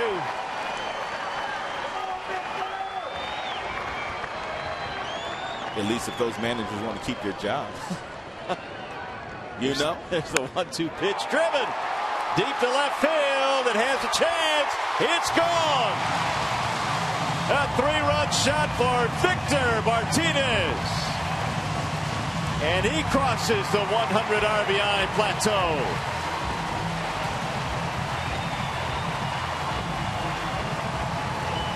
6-3 Detroit.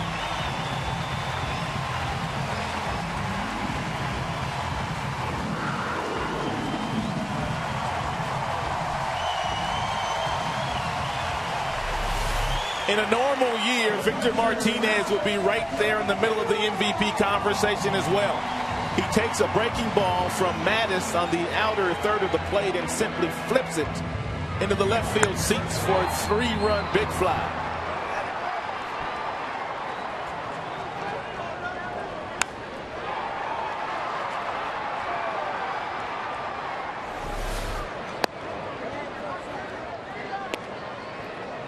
Six runs, 7 hits now for the Tigers. They're back up by 3. Alex Avila is 0 for 2. What Jim always talks about. He says, yeah, I like a guy that can get on base, that has some good on-base percentage, but let's not get it twisted, people. Give me that guy that can drive everybody in when he's standing in the batter's box, and he has a couple of those guys on his current roster. That front foot gets down and is really quiet, and that allows him to generate really good bat speed through the strike zone. Here's the 1-1. 1-2 on Avila. I think that's always been Jim's idea of how to win games. You can have the guys that have the high on base percentage. Give me the guys to drive them in. Yep. Guys that can drive them in from first base. What does he say? Those guys drive fancy cars. Yeah. they drive the Cadillacs. Those table setters, they drive the Volkswagens. There's the 1-2. It's high. 2 balls, 2 strikes. 378 feet on the Martinez home run. So Victor does indeed join Miguel Cabrera. 2 Tigers now with 100 RBIs this year. Last time that happened was in the 08 season when Maglio and Cabrera did it. Swing and a miss. Avila is out of there, and the inning is over. However, it's a big inning for Detroit. They scored 3 on the long ball. And it's now 6-3 Tigers.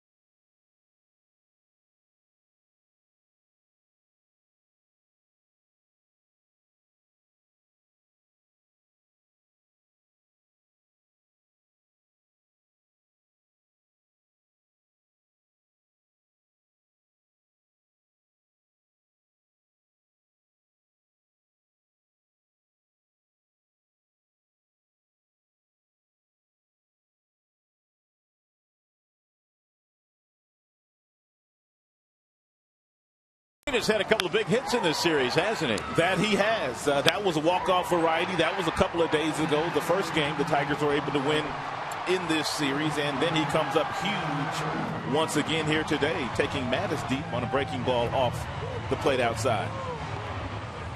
And the home run, a big one for Martinez, which, as we mentioned, crosses the 100 plateau in RBIs. And more importantly, gives the Tigers the lead here, 6-3. That is the 4th time now that Martinez has had 100 or more RBIs. So here's Vladimir Guerrero, then Fox, and then Reimold facing Brad Penny.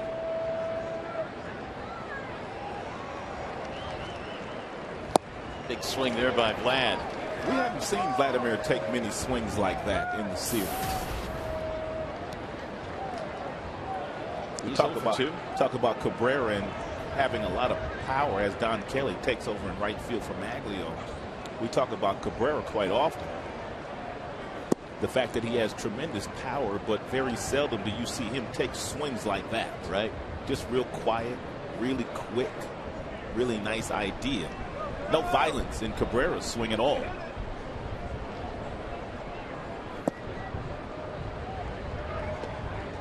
Vladimir has played in 9 All-Star games. 4 times in his career he's had 200 or more hits. Quite a player.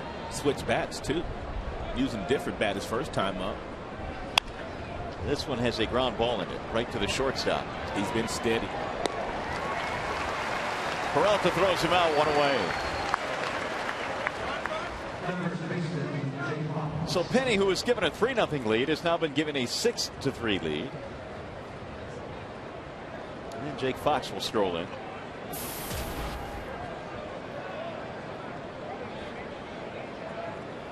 Single hit by pitch. In fact, it was Fox who led off the 5th with the hit by pitch, and that led to 3 runs.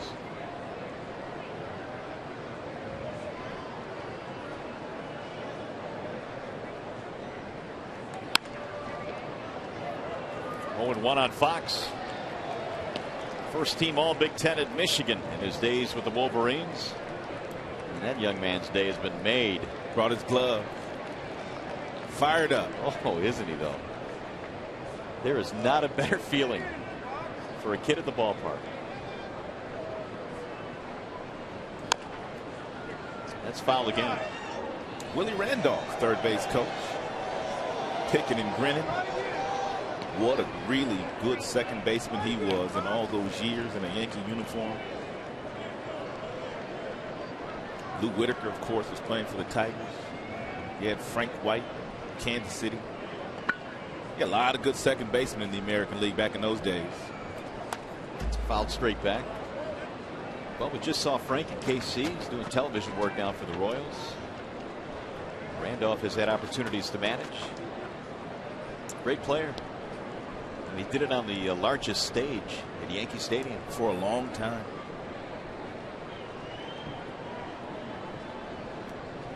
There's the 0-2. You think back to the 70s and 80s and some of the really big rivalries that Willie Randolph had with Frank White's Kansas City Royals. Those were some of the great playoff games. They were good teams at that time. Perennial playoff teams. Now the 1-2. On a line to left field. Delman going back over his head. 1 hop against the wall. Fox on his way to second, and he is in with a double. 1 out, 2 base hit. Let's go back to the studio now for a game break. Here's Justin White.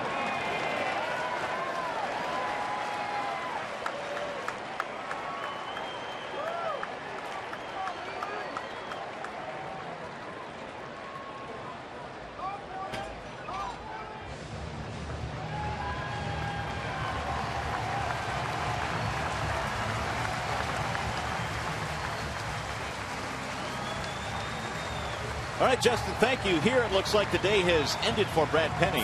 He will leave with a 6-3 lead. Wall side windows pitching change. We'll be back.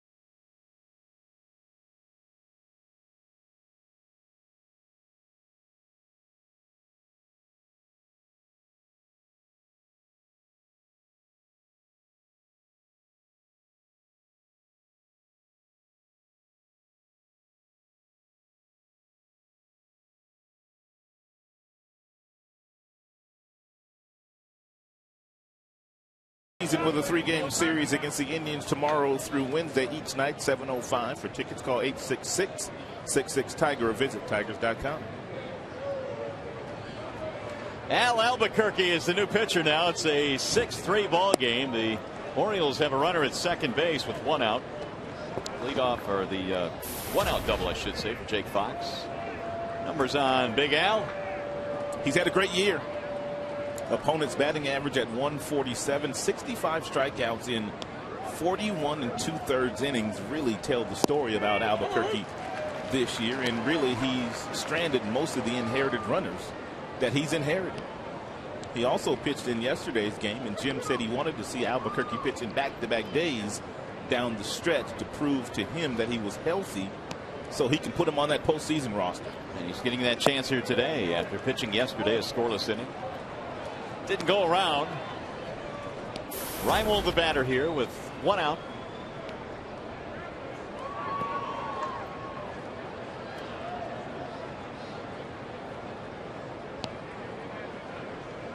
Here's the 2-1.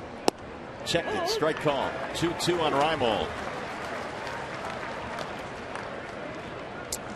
These are the numbers that are impressive about Albuquerque. The fact that he has stranded 90% of the inherited runners. And he's usually going to come into the game when there's traffic on the base paths. And he's got that legitimate strikeout pitch, and that's the kind of guys you want on your postseason roster coming out of your bullpen. Give me that strikeout guy. He has been just that. Personified. And really has kind of come out of nowhere. Start of the year in the minor leagues. What a boost he's given the bullpen. 3-2. Unhittable slider. And he can spot his fastball at 97 miles an hour. That becomes a lethal combination. Kyle Hudson waiting on deck.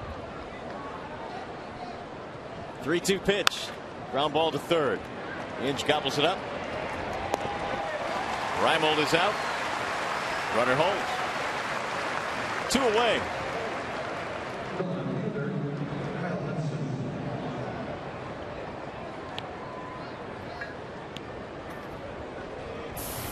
Here is Hudson.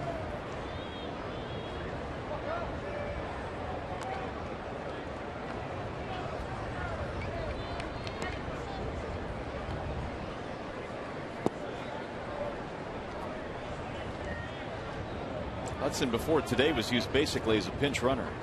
That's the second time Avila's been crossed up in this game. This time he was looking for a breaking ball, and Albuquerque threw him a fastball at 95. And take a look at Avila. He did lucky just to get glove on the ball. Boy, oh boy. I've never seen a catcher catch one with a basket catch. He was protecting himself that time. That is so dangerous.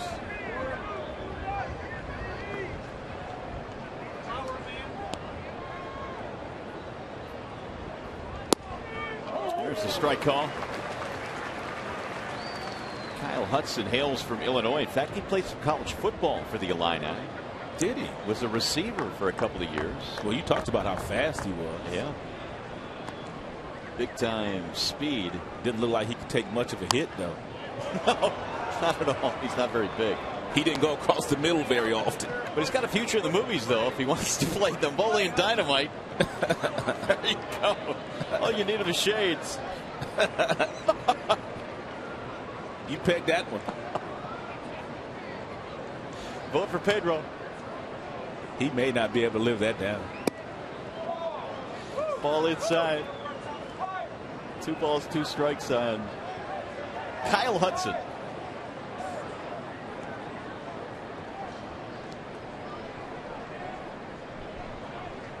Swing and a miss. Albuquerque fans him. And Al comes in, takes care of business.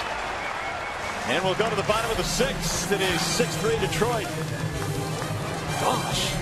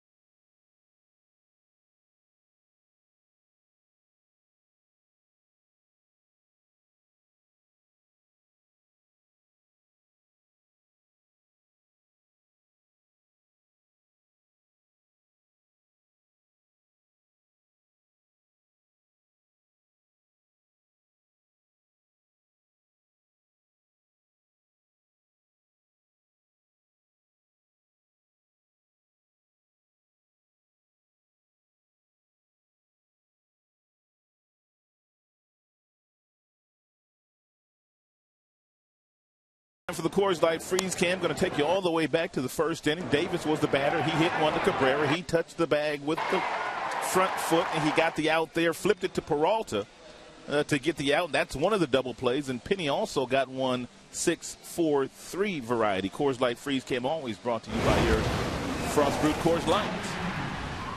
So on a beautiful Sunday afternoon here at the ballpark, we've got a lot of Tigers fans enjoying this one, and some birthday wishes apparently to send out as well. That's a big birthday wish there. It is indeed. Sergeant Tony Griffin. Happy birthday, Sergeant Griffin. Plenty of sunshine, warm weather this afternoon. Temperature just under 70 degrees. The Tigers have themselves a 3-run lead. Yeah, last night folks was all bundled up. Yeah. What a difference a day makes. And they're standing. Hopefully watching a Tigers win here today, as the Tigers will bat here in the bottom of the 6th. Johnny Peralta leads it off.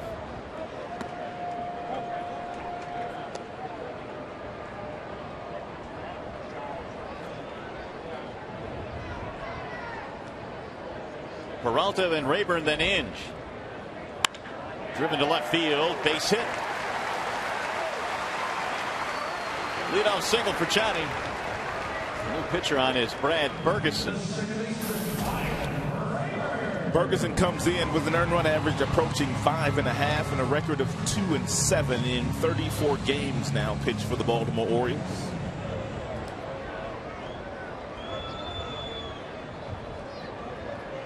Rayburn a strikeout and a ground out.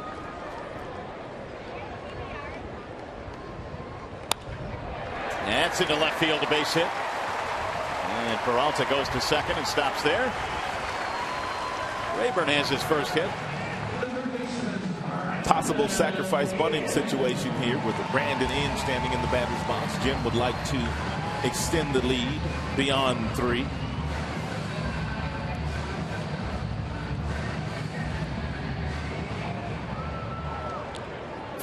Inge walked, scored a run back in the 3rd. He struck out in the 4th. Tigers now have 9 hits on the board and only 5 for the Orioles. Baltimore not even thinking about a bunt. Davis charging late at third base. Inge was showing bunt. Now they're in.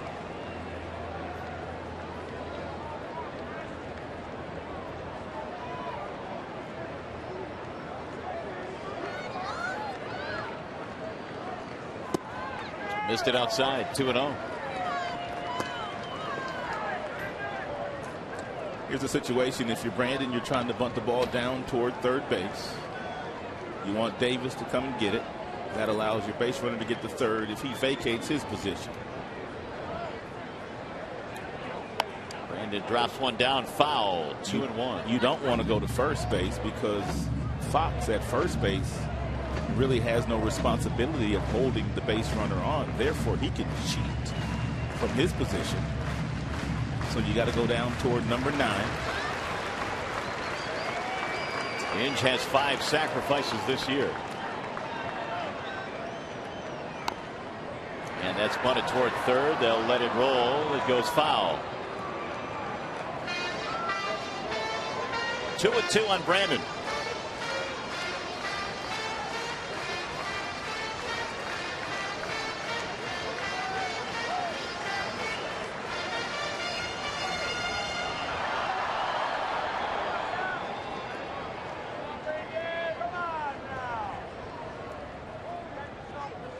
Tigers trying to pad this lead here. Phil Coke tuning up in the Detroit pen. And that one missed outside. 3-2.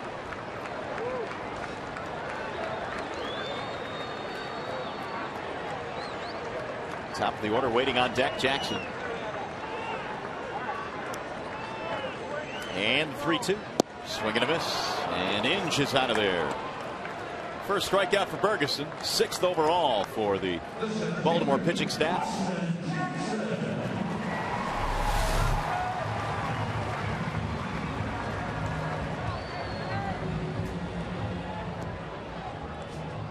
Here is Jackson. 2 singles today for Austin. His average at 250. Fouled back 0-1.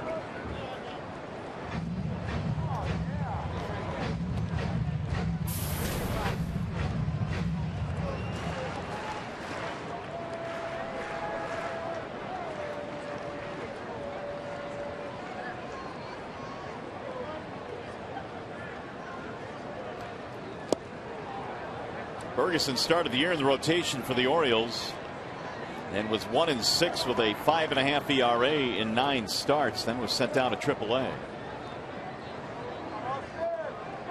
Then recalled from Norfolk on June 18th.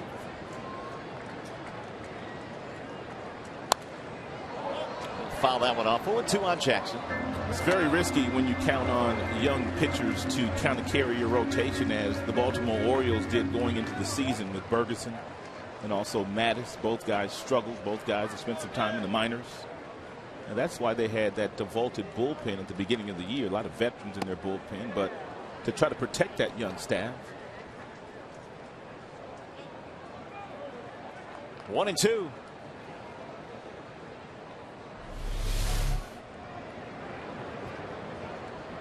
Jackson had to jackknife out of the way of that two-seam fastball. Ferguson strikes him out. AJ fans for the second time today. That's 7 strikeouts now for O's pitching.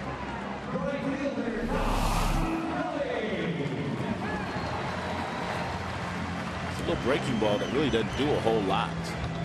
From that angle that Ferguson throws it from, it's very difficult to get some depth on that pitch, so you get more east to west movement in the strike zone. Don Kelly gets his first at bat. He took over defensively for Ordonez.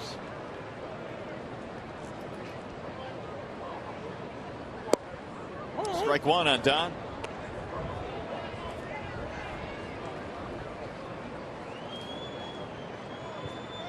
One of Kelly's chief contributions this year has been his ability to be a really good pinch hitter. 4 for 9 with a home run and 3 RBIs in the pinch hitting role. He's behind in the count here, 0-2. Couple that with the fact that he can play any position on the field, really. Provides some flexibility on the bench. 1-2 on Kelly. He may prove to be critical in the postseason for the Tigers, depending on the health of Guillen and also Wilson Betemit.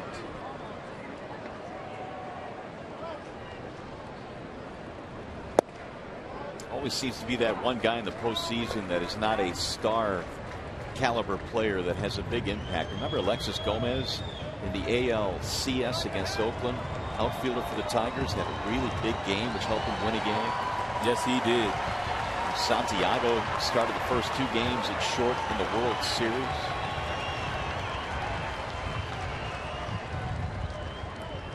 Two and 2. 3 balls, 2 strikes. Betemit, though, has been such a key contributor that the hope is that he will get healthy very soon. I think Jim wanted to try to play him today. Betemit took batting practice yesterday and looked very good in doing so. Not sure whether he ran the bases or not, but that's the next step, is running the bases and running the bases successfully before Jim will run the risk of putting him back in a game. In the air, right field. That ball is hit well. It's going back to the wall, and that ball is gone. Don Kelly has done it yet again. A 3-run shot.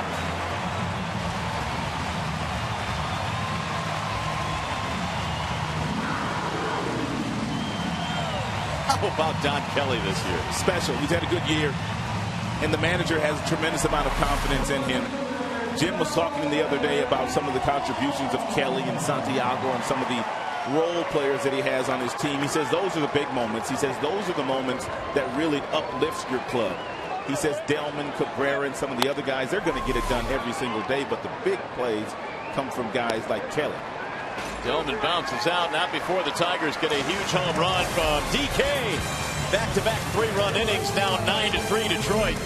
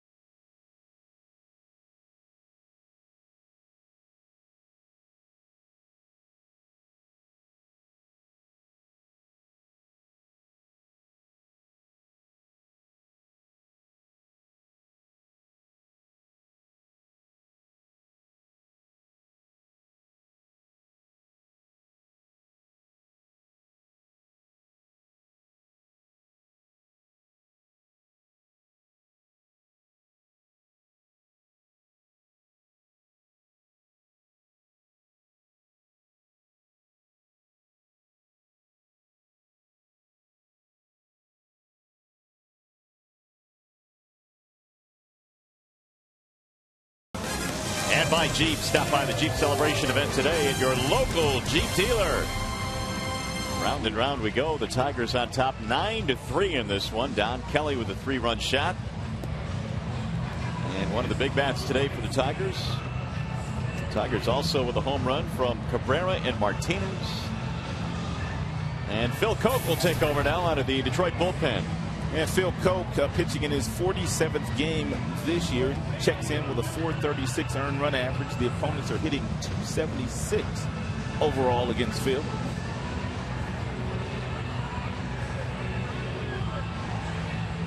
Meanwhile, Ramon Santiago takes over at the second base position.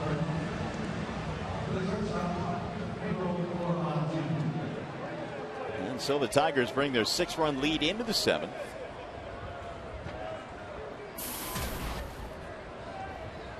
Florimon will lead it off. Santiago, by the way, bats in the 8th spot, vacated by Rayburn. Koch follows Albuquerque out of the pen. Swing and a miss.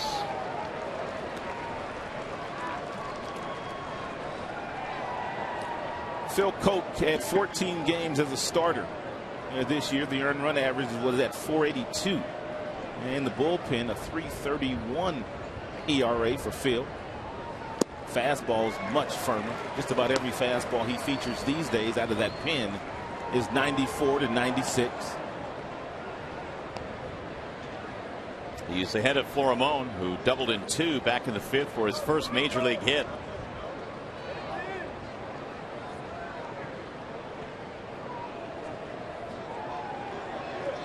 Here's the 0-2. Just missed off the plate. It's a good call by Avila. 3 straight fastballs to Florimon at 94 miles an hour. The first 2 that he swung at, he was tardy on, so Avila called another one.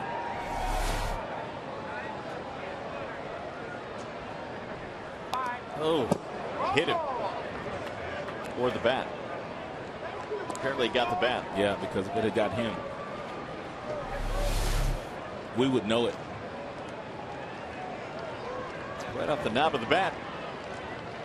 He might as well come back with another fastball because he can't catch up to it. You can see how late he is on that pitch. You don't want to do him a favor.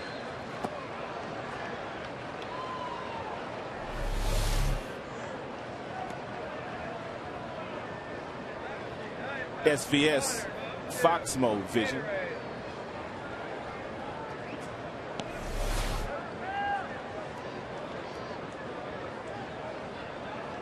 Two balls, 2 strikes. And he missed with it. 3-2. So after blowing some fastballs by him, he's now gone full 3-2.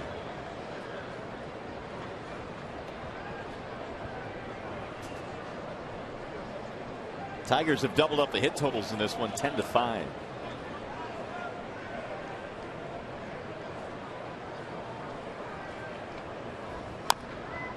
And that'll go foul on the ground. 8th pitch coming up. Florimon, Tatum, and Angle here in the 7th inning. Tigers wrapping up this series with the Orioles. Trying to keep the heat on Texas. They have started their game at home against Seattle. Texas had a 1-game lead in terms of 2nd best record in the AL. Rangers have clinched, Tigers have clinched, and so have the Yankees. He walked it. Didn't want to do that. Got ahead of him 0-2. Leadoff man is on.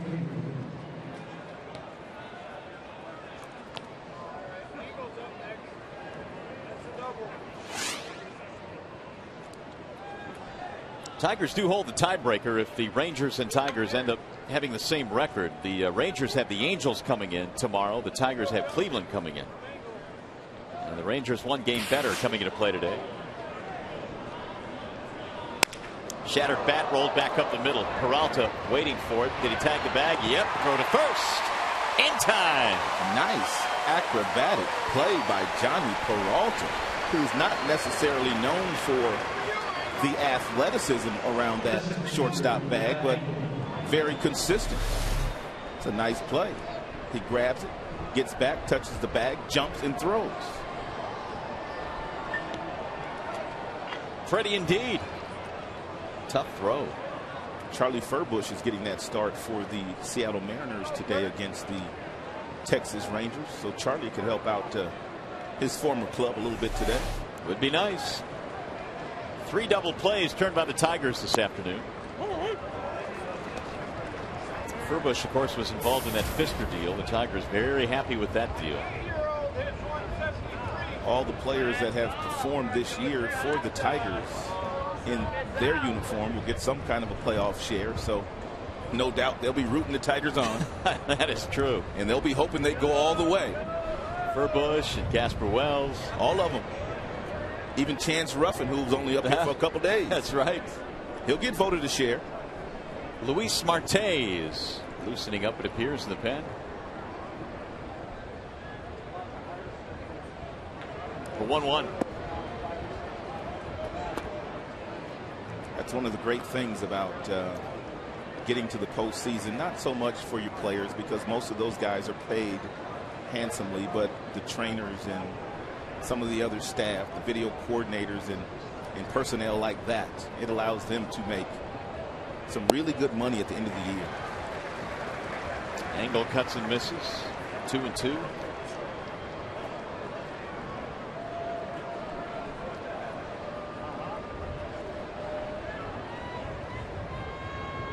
Bat boys, everybody. Clubhouse attendants. Swing and a miss. Coach strikes him out. We'll go to the stretch. Johnny Peralta, a nice double play to help out the cause.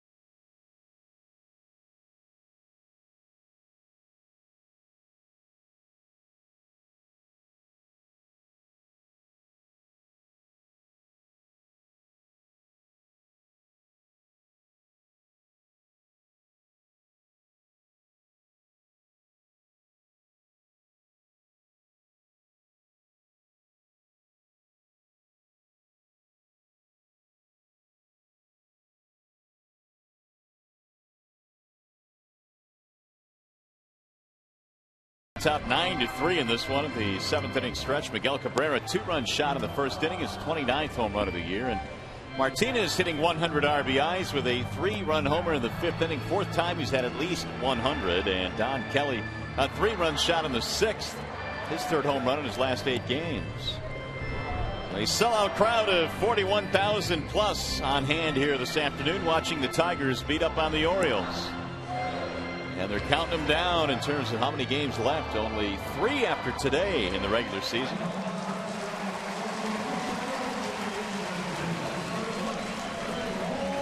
It's been a big series for Miguel Cabrera.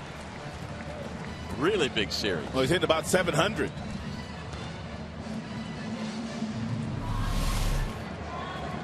He is, if not the best hitter in all of baseball, he is one of the top 2 hitters, and that's how he's able to do his damage. He'll go from that 330 sign down the right field line and also take the ball to left field and reach the seats with his kind of power and everything in between.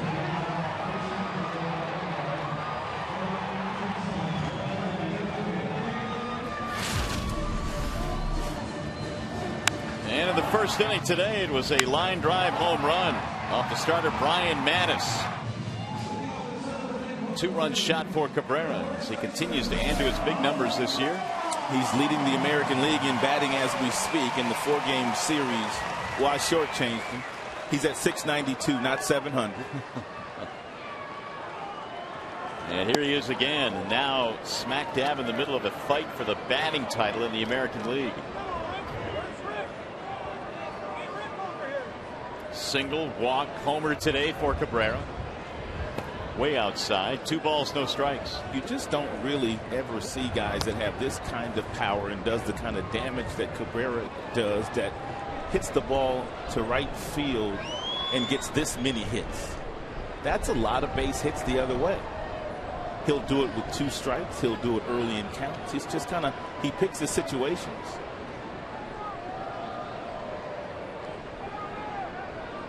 He's ahead here 2-0.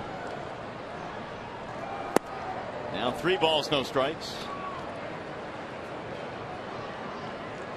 I guess they're tired of seeing Cabrera in this series. At least swing the bat. Can't blame him. It appears that way. And what's going on here? Miguel not feeling right. Here comes Kevin Rand. A little dizzy, I think.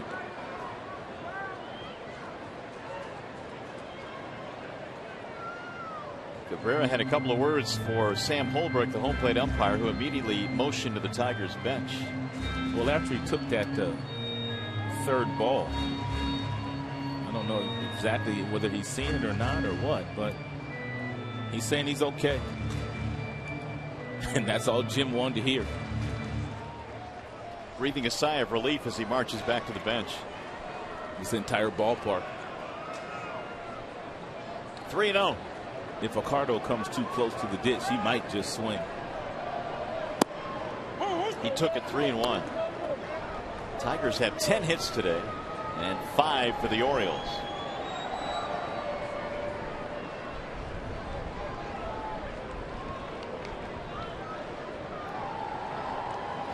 Swing and a miss. Now it's 3-2.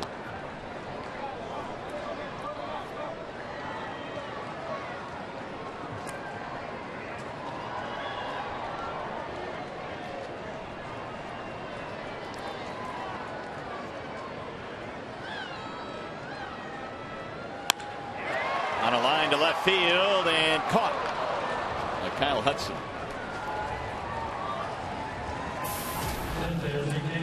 Jeremy Ricardo has a 500 record of 3-3, an earned run average approaching 6. Opponents are hitting over 300 against him as well.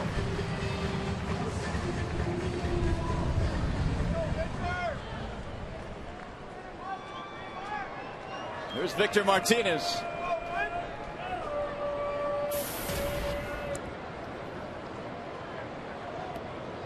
Three-run shot in the 5th inning, broke a 3-3 tie, giving Victor 101 RBIs.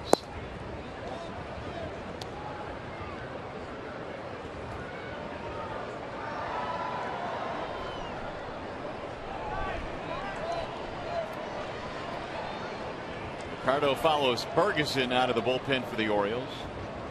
Mattis started the game. There's a strike call, 1-1.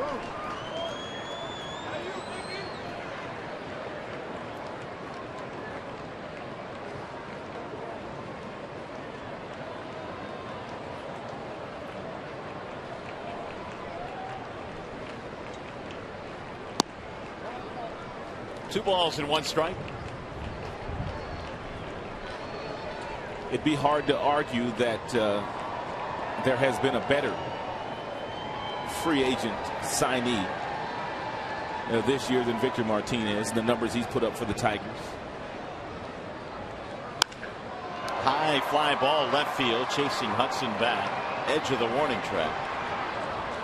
2 gone.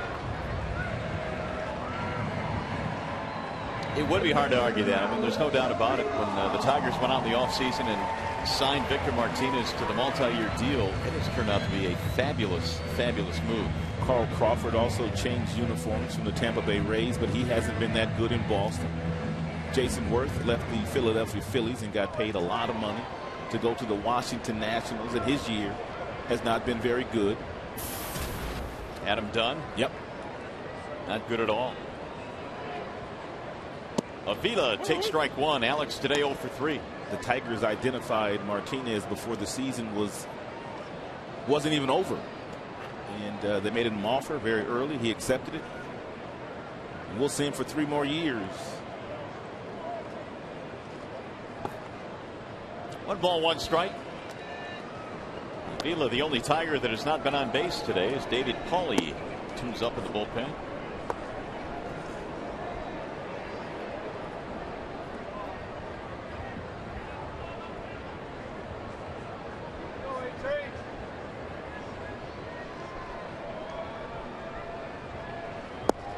Strike call. 1-2 on Avila. Tigers trying to win their 92nd game of the year. They can finish with 95 wins if they win out. They've got the Indians coming to town. Ball outside.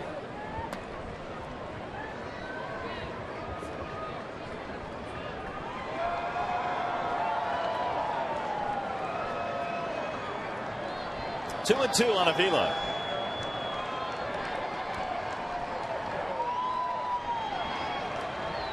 Swing and a miss, and down he goes. 1-2-3 inning for Ricardo. 7 in the books. You're watching Tigers baseball on Fox Sports Detroit, presented by Bell Tire.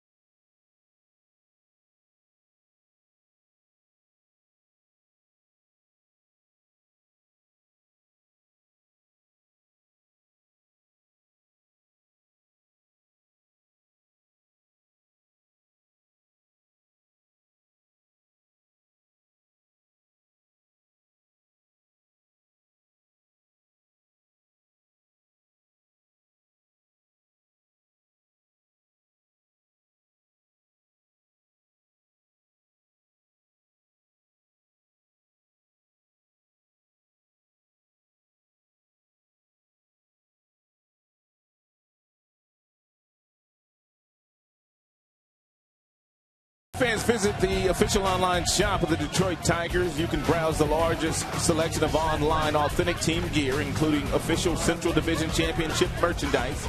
Get your team gear straight from the source at the Tigers.com shop. It's some nice gear, too. Yours will not be soaked in champagne, though, if you get it from the team shop. David Pauly is the new pitcher now for the Tigers. His body of work overall this year has been very good. The earned run average is sub-3. He has logged 73 in the 3rd innings, 44 strikeouts against 21 walks for David Pauly. And we tend to forget that he came in that deal with Fister because we talk about Fister quite often, but Pauly was a big piece in that deal too. And he'll get a chance to pitch here in the 8th inning. Robert Andino leads it off for the Orioles. In there for a strike. Andino, Davis, Vlad Guerrero.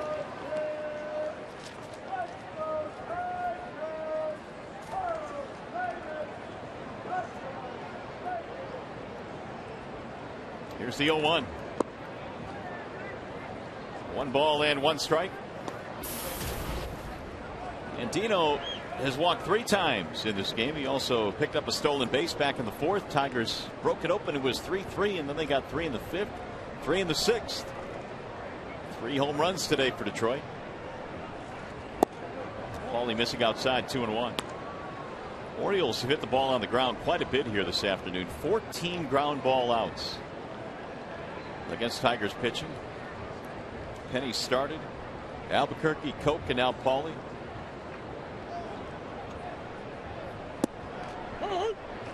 2-2. Saw Buck Showalter in the dugout standing next to John Russell, who is his bench coach. When the season began, Willie Randolph was the bench coach. They simply swapped positions, Russell and Randolph. Outside, 3 balls and 2 strikes. You don't see that very often during the course of the regular season, but every now and then there's a little bit of a shakeup. Tigers had a shakeup of their own as Jeff Jones took over as pitching coach for Rick Knapp in July. That's right. Driven to left field, base hit. And Andino is out for the 4th time. 3 walks and a single. We'll bring up Chris Davis. That is the 6th hit now for Baltimore.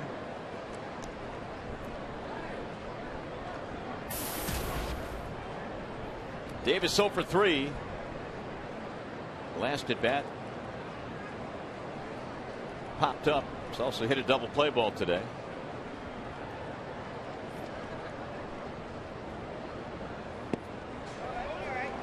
Oh, 0-1. How'd your first couple of weeks go in fantasy football? First week was fabulous.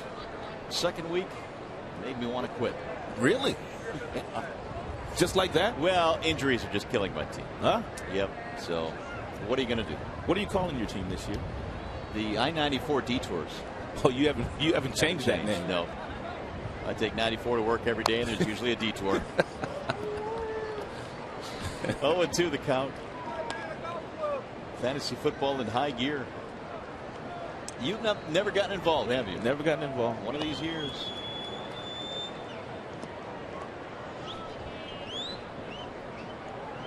No balls, 2 strikes on Davis.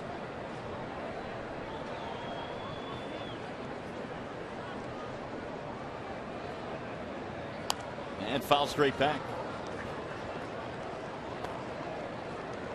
Davis to be followed by Vlad Guerrero here in the 8th.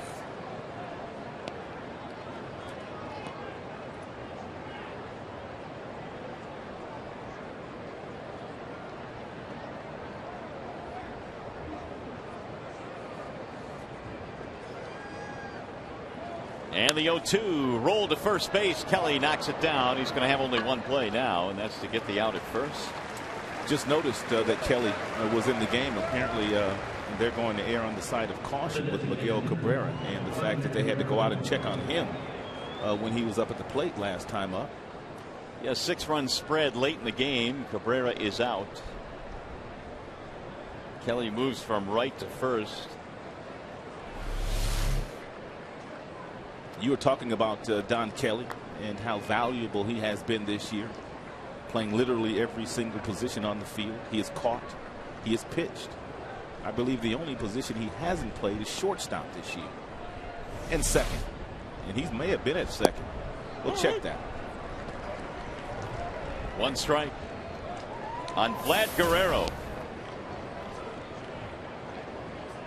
Don Kelly came up as a shortstop originally, didn't he? Right, he sure did.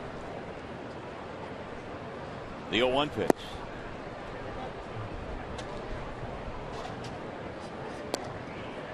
He's played first, third, left, center, right this year. Well, those are the starts he's had. But he's played the other positions as well, as you mentioned, pitch and catch.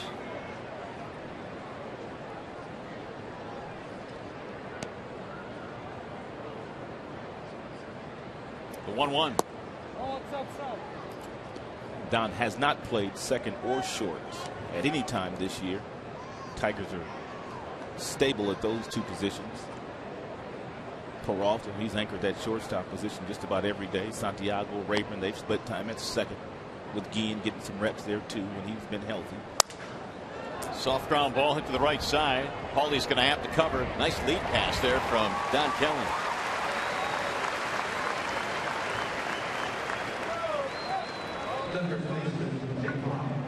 Two gone. Move the runner to third. Normally your first baseman would not range this far to his right, but with Vladimir Guerrero running down the line, Don Kelly could cut over in front of Santiago, knowing that Paulie would beat Vladimir Guerrero to the bag. So with 2 outs, it's going to be Jake Fox.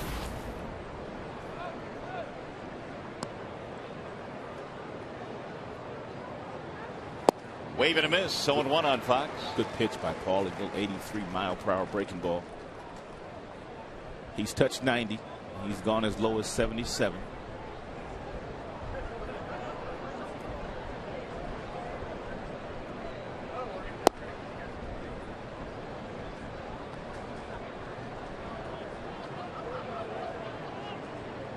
Chris Jakubowski's warming up.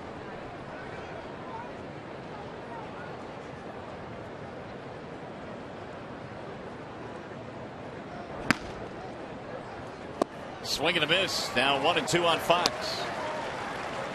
Been on base 3 times today. Single, double, hit by pitch, and a run scored. Paulie trying to pitch through the 8th here with his team leading 9-3.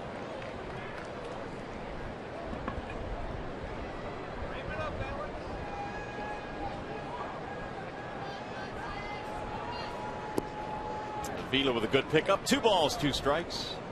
And Dino let it off with a single. He's standing at third now with 2 outs.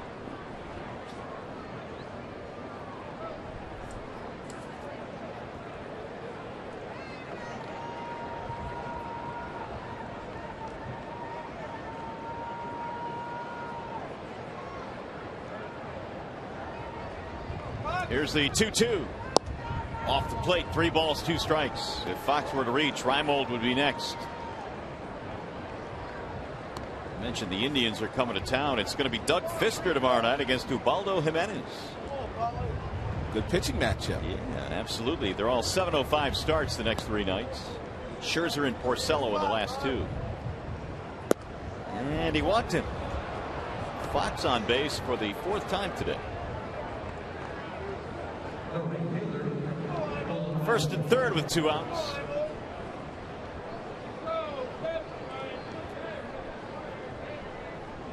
G. Lamont gets on the telephone.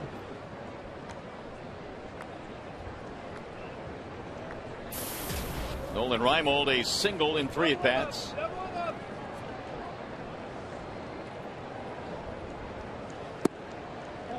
little bit outside, 1-0.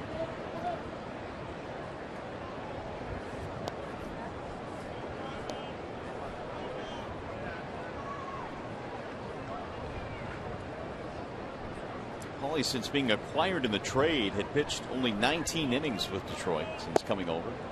And he missed again, 2-0. He's going to bring Avila and the pitching coach Jeff Jones out to the mound. Avila gave a look into the dugout, and Jones responds by coming out. Paulie had pitched 73 innings with Seattle.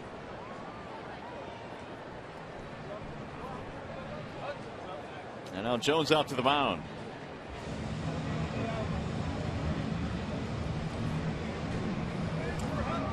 Hey, Tigers fans, it is easier than ever to find the seats you want or to sell the tickets to the games that you can't make on StubHub, the official fan-to-fan ticket marketplace of the Detroit Tigers. Go to StubHub.com and choose your seats today.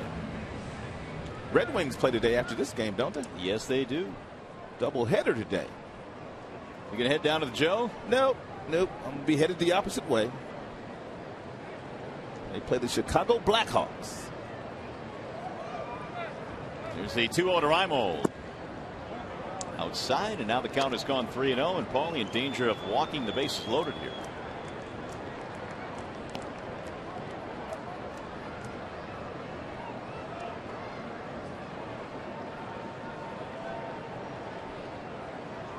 .3-0 pitch. There's a strike, 3-1. Benoit warming up. 25th pitch coming up in this half inning right now for Paulie.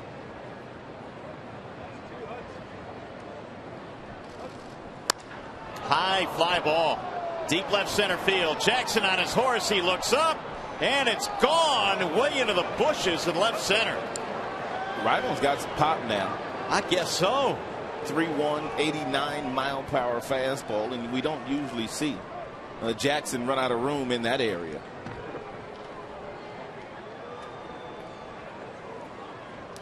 What did he hit this ball a long way, and now they get right back on the telephone. It's 9-6. And the majority of the runs that have been scored in this game have been courtesy of the big flies. A 3-run homer by Kelly, a 3-run homer by Victor Martinez, Cabrera a 2-run shot. Now you have Reimold with a 3-run big fly. And that's going to be it for Paulie.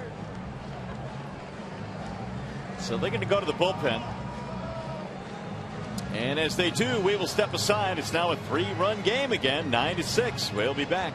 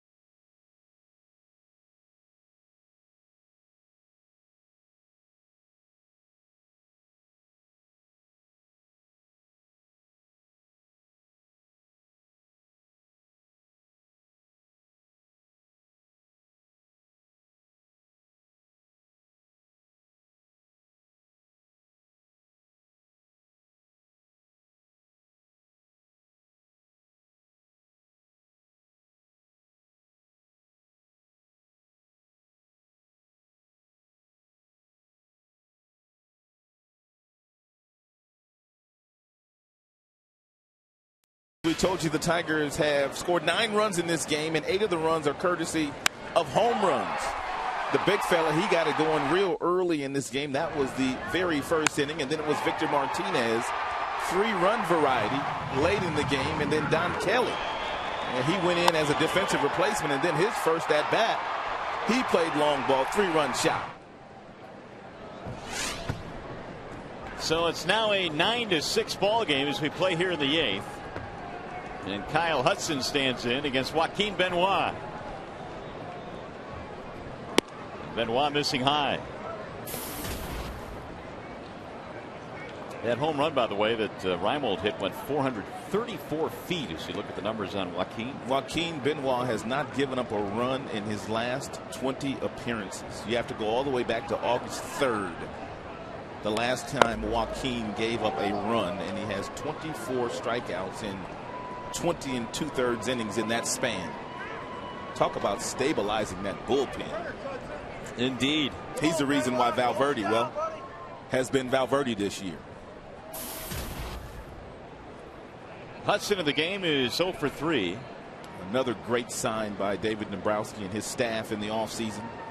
After they signed Victor Martinez, their next order of business was to sign Joaquin Benoit. Swing and a miss. 1-2.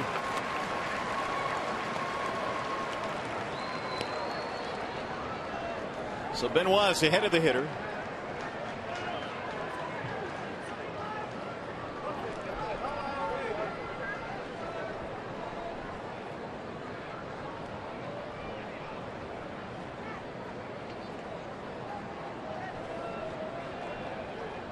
And the 1-2. Swing and a miss. He struck him out. Benoit comes out of the pen. That was easy. We see you, Benoit. They get 3, though. Tighten it up. And we go to the bottom of the 8th.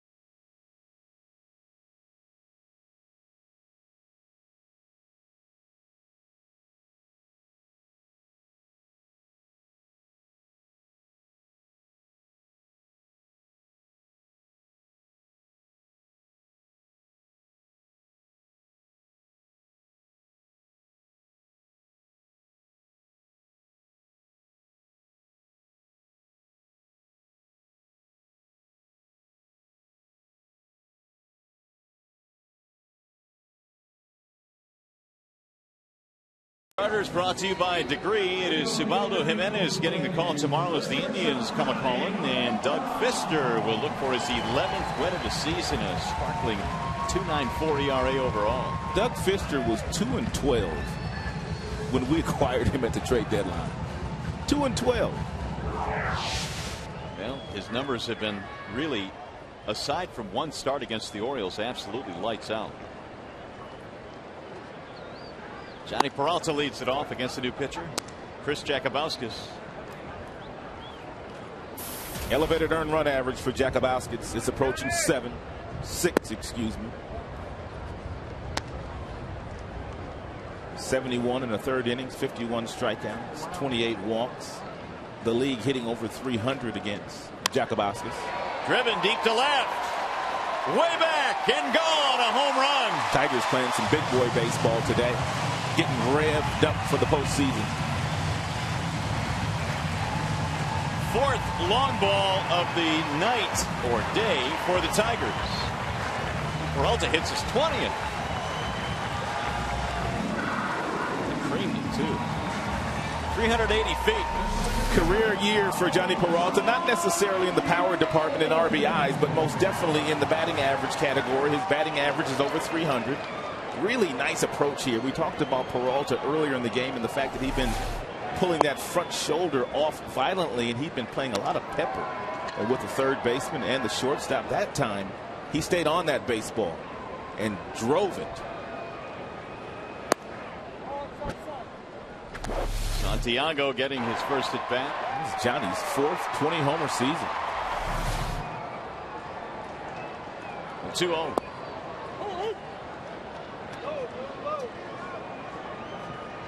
So the home run makes it 10-6 Detroit.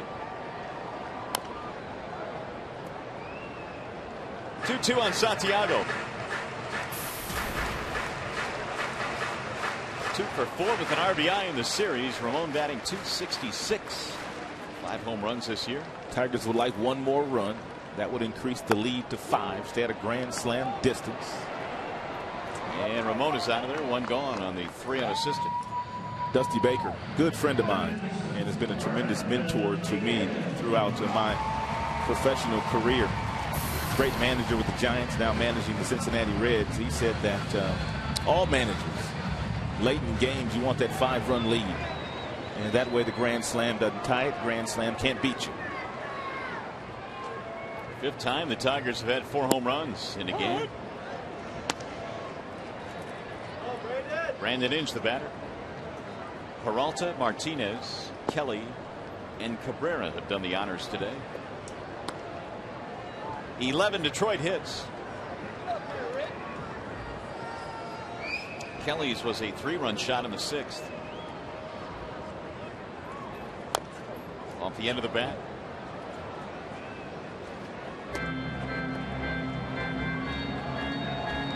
That takes a save situation away from Papa Grande. That it does. 4-run spread now. Jose watching the action from the Detroit bullpen. Here's the 1-2.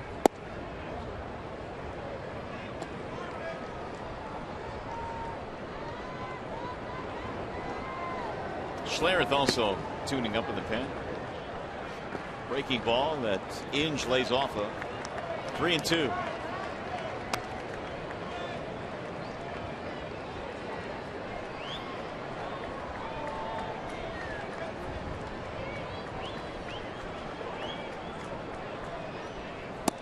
And he walked him.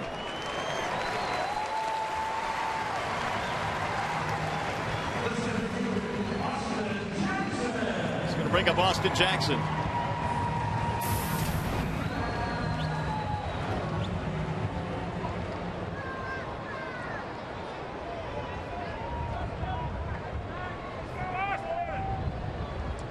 A couple of singles in this game for Jackson. 2 of the 11 Tigers hits.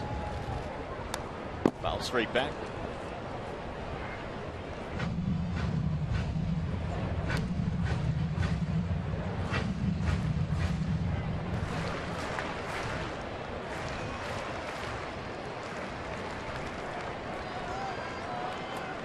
And the 0-1.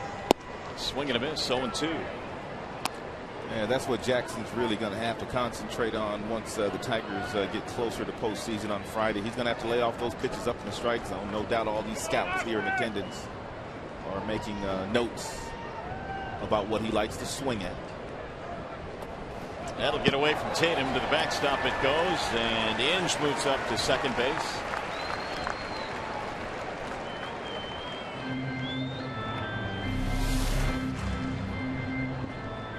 No shot there for Tatum.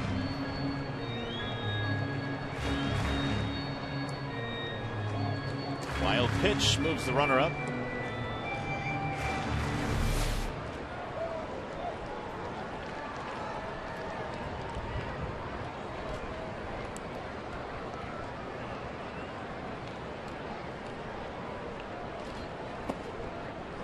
Tatum able to block that one. 2-2 on Austin. Don Kelly will be next. After falling behind 0-2, he has now worked the count back to 2-2. More than likely, Jakubowski is going to go back to that fastball up. Down he went. 3-2.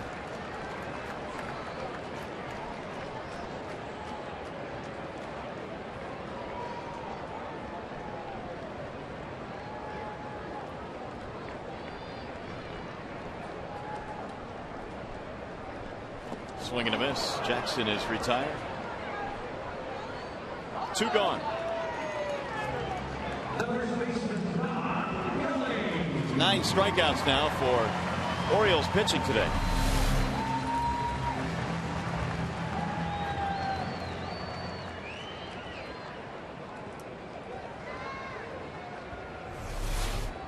Here's Kelly, a 3-run shot back in the 6th. It was Don's 7th home run of the year.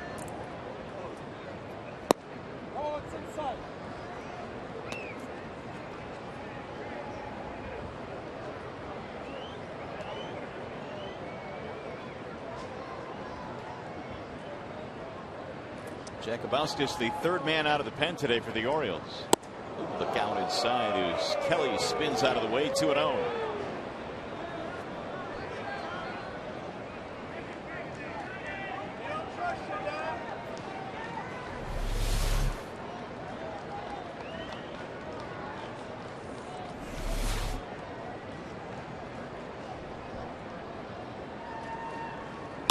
Bouncing ball to second. And Dino has it there, and that is that. Inning is over. Tigers get another run, though. The home run by Peralta. We go to the 9th.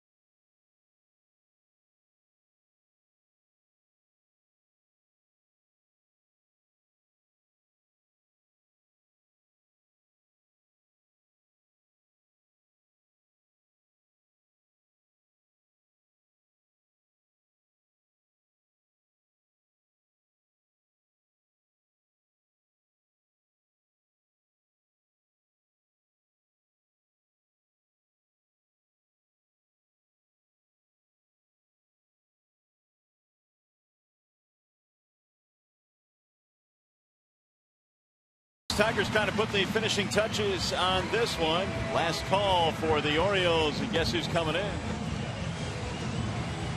Jose Valverde. Not a safe situation. But Valverde will take over now out of the Detroit bullpen. And Papa Grande always puts on a pretty good show. Yeah, he does. He'll be dancing today. A couple of knee bend, flexes, grabs the ball from in. 47-47. It's been a sensational season for Valverde. The best in the history for a Tigers closer.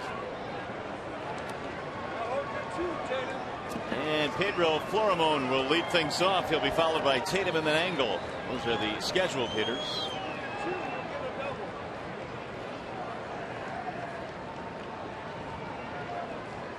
And Valverde delivers a ball outside. The ninth inning is underway. 73 appearances for Valverde, the most in the American League. He's also finished the most games in the American League. Wonderful year for the Tigers closer. Here's a strike called. 1-1 on Florimon. Valverde knows that had it not been for what Albuquerque had done this year earlier, Benoit, of course, Phil Koch when he went back to the bullpen, along with Slayerith in certain situations, he would not be putting up the numbers that he's been able to put up. Swing and a miss. All the guys leading up to Valverde, I think, consider him the leader of the bullpen based on what he's done at the back end, but there's no question that it has been a team effort out of the pen this year, giving him those opportunities. Tigers have quite a few leaders on their team this year. Valverde, of course, a leader in that bullpen, keeps everything loose, has a lot of fun in the clubhouse and in that bullpen. Justin Verlander not only is very, very talented, but Justin has become quite a leader too, with a lot of the younger pitchers, hanging out with a lot of the guys, leading by example. And we've well documented what Victor Martinez has done in his first tour of duty as far as his leadership skills. Not that the other guys aren't good leaders, but those three guys just kind of stick out a little bit. Swing and a miss. Valverde raises the right arm as he strikes out Florimon. 6 strikeouts for Tigers pitching today. Just threw it right by him. Two-seam variety.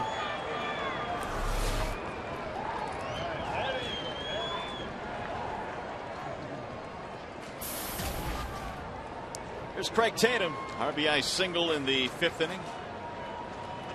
1 for 3 in the ball game today. Tigers 2 outs away from a split in this series. Strike 1. Had to earn that split too, because the Baltimore Orioles came into Comerica Park playing some of the best baseball they played all year. Orioles came in having won 9 of their previous 12 games.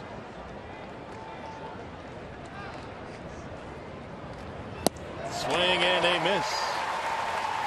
0-2 on Tatum.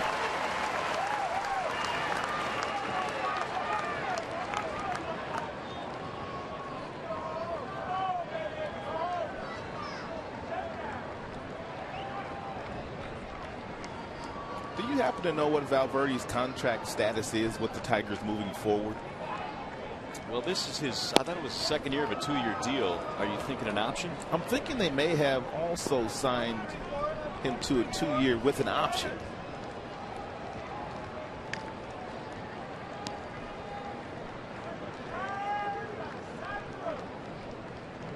Club option for 2012. You are correct, sir. The 1-2. Fly ball right field. Dirks under it. Think that option will be picked up? You think?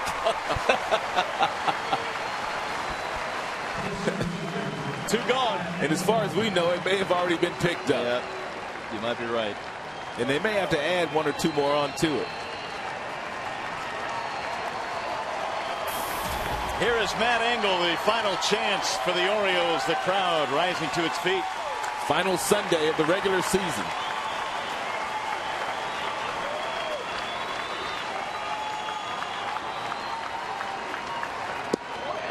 There's the strike.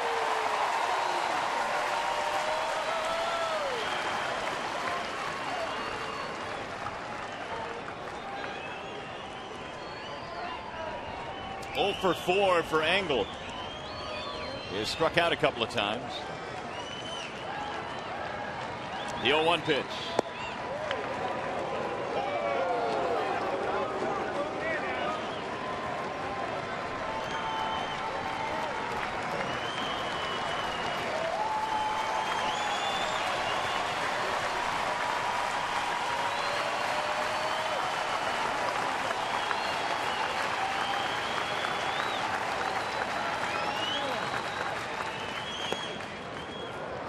Two and one on Engel.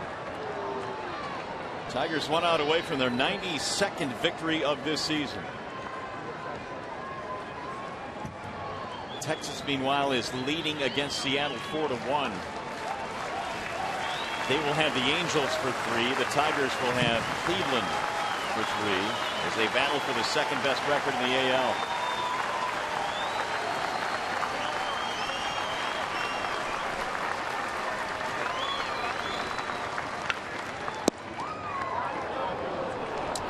It is starting to shape up as to when the Tigers come to the ballpark on Wednesday, and they may have to pack as if they may be traveling after that game that night. Right.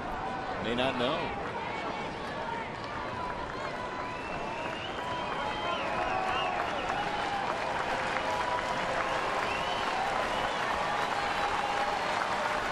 And he walked him. It's a 2-out base on balls for Matt Engel.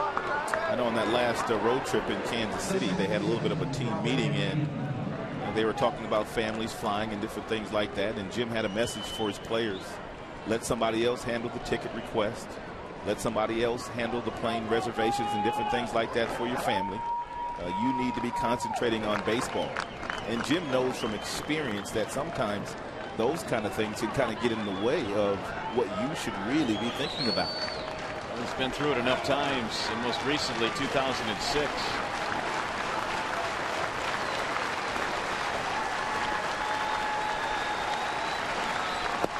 There's a strike call. Turn your phones off. You'll be getting some long lost cousins from way back looking for some tickets. Don't you remember me? We used to be in kindergarten together. I'm your third cousin. No, I don't remember you. On your daddy's side. Got any tickets? Here's the 0-1. Whistled foul back out of play. 0-2 now on Andino. One more strike here for Valverde. Andino has been on base 4 times today. 3 walks and a single.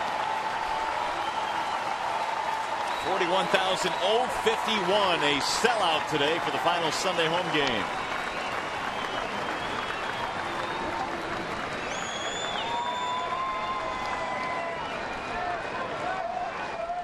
Since the Tigers started winning in 06, they go over $2 million every year. They sure do. 2.5 plus this year. Ground ball to second. A little bit of a tricky hop. Santiago throws him out. Ball game over. And the Tigers gain a split in the series. They get their 92nd win of the season. And they use the big bats to do it here today. Yes, they did. 4-homer day. Valverde puts the capper on it, and there's your final 10-6. Back with more from Comerica Park on a sunny Sunday here in Detroit.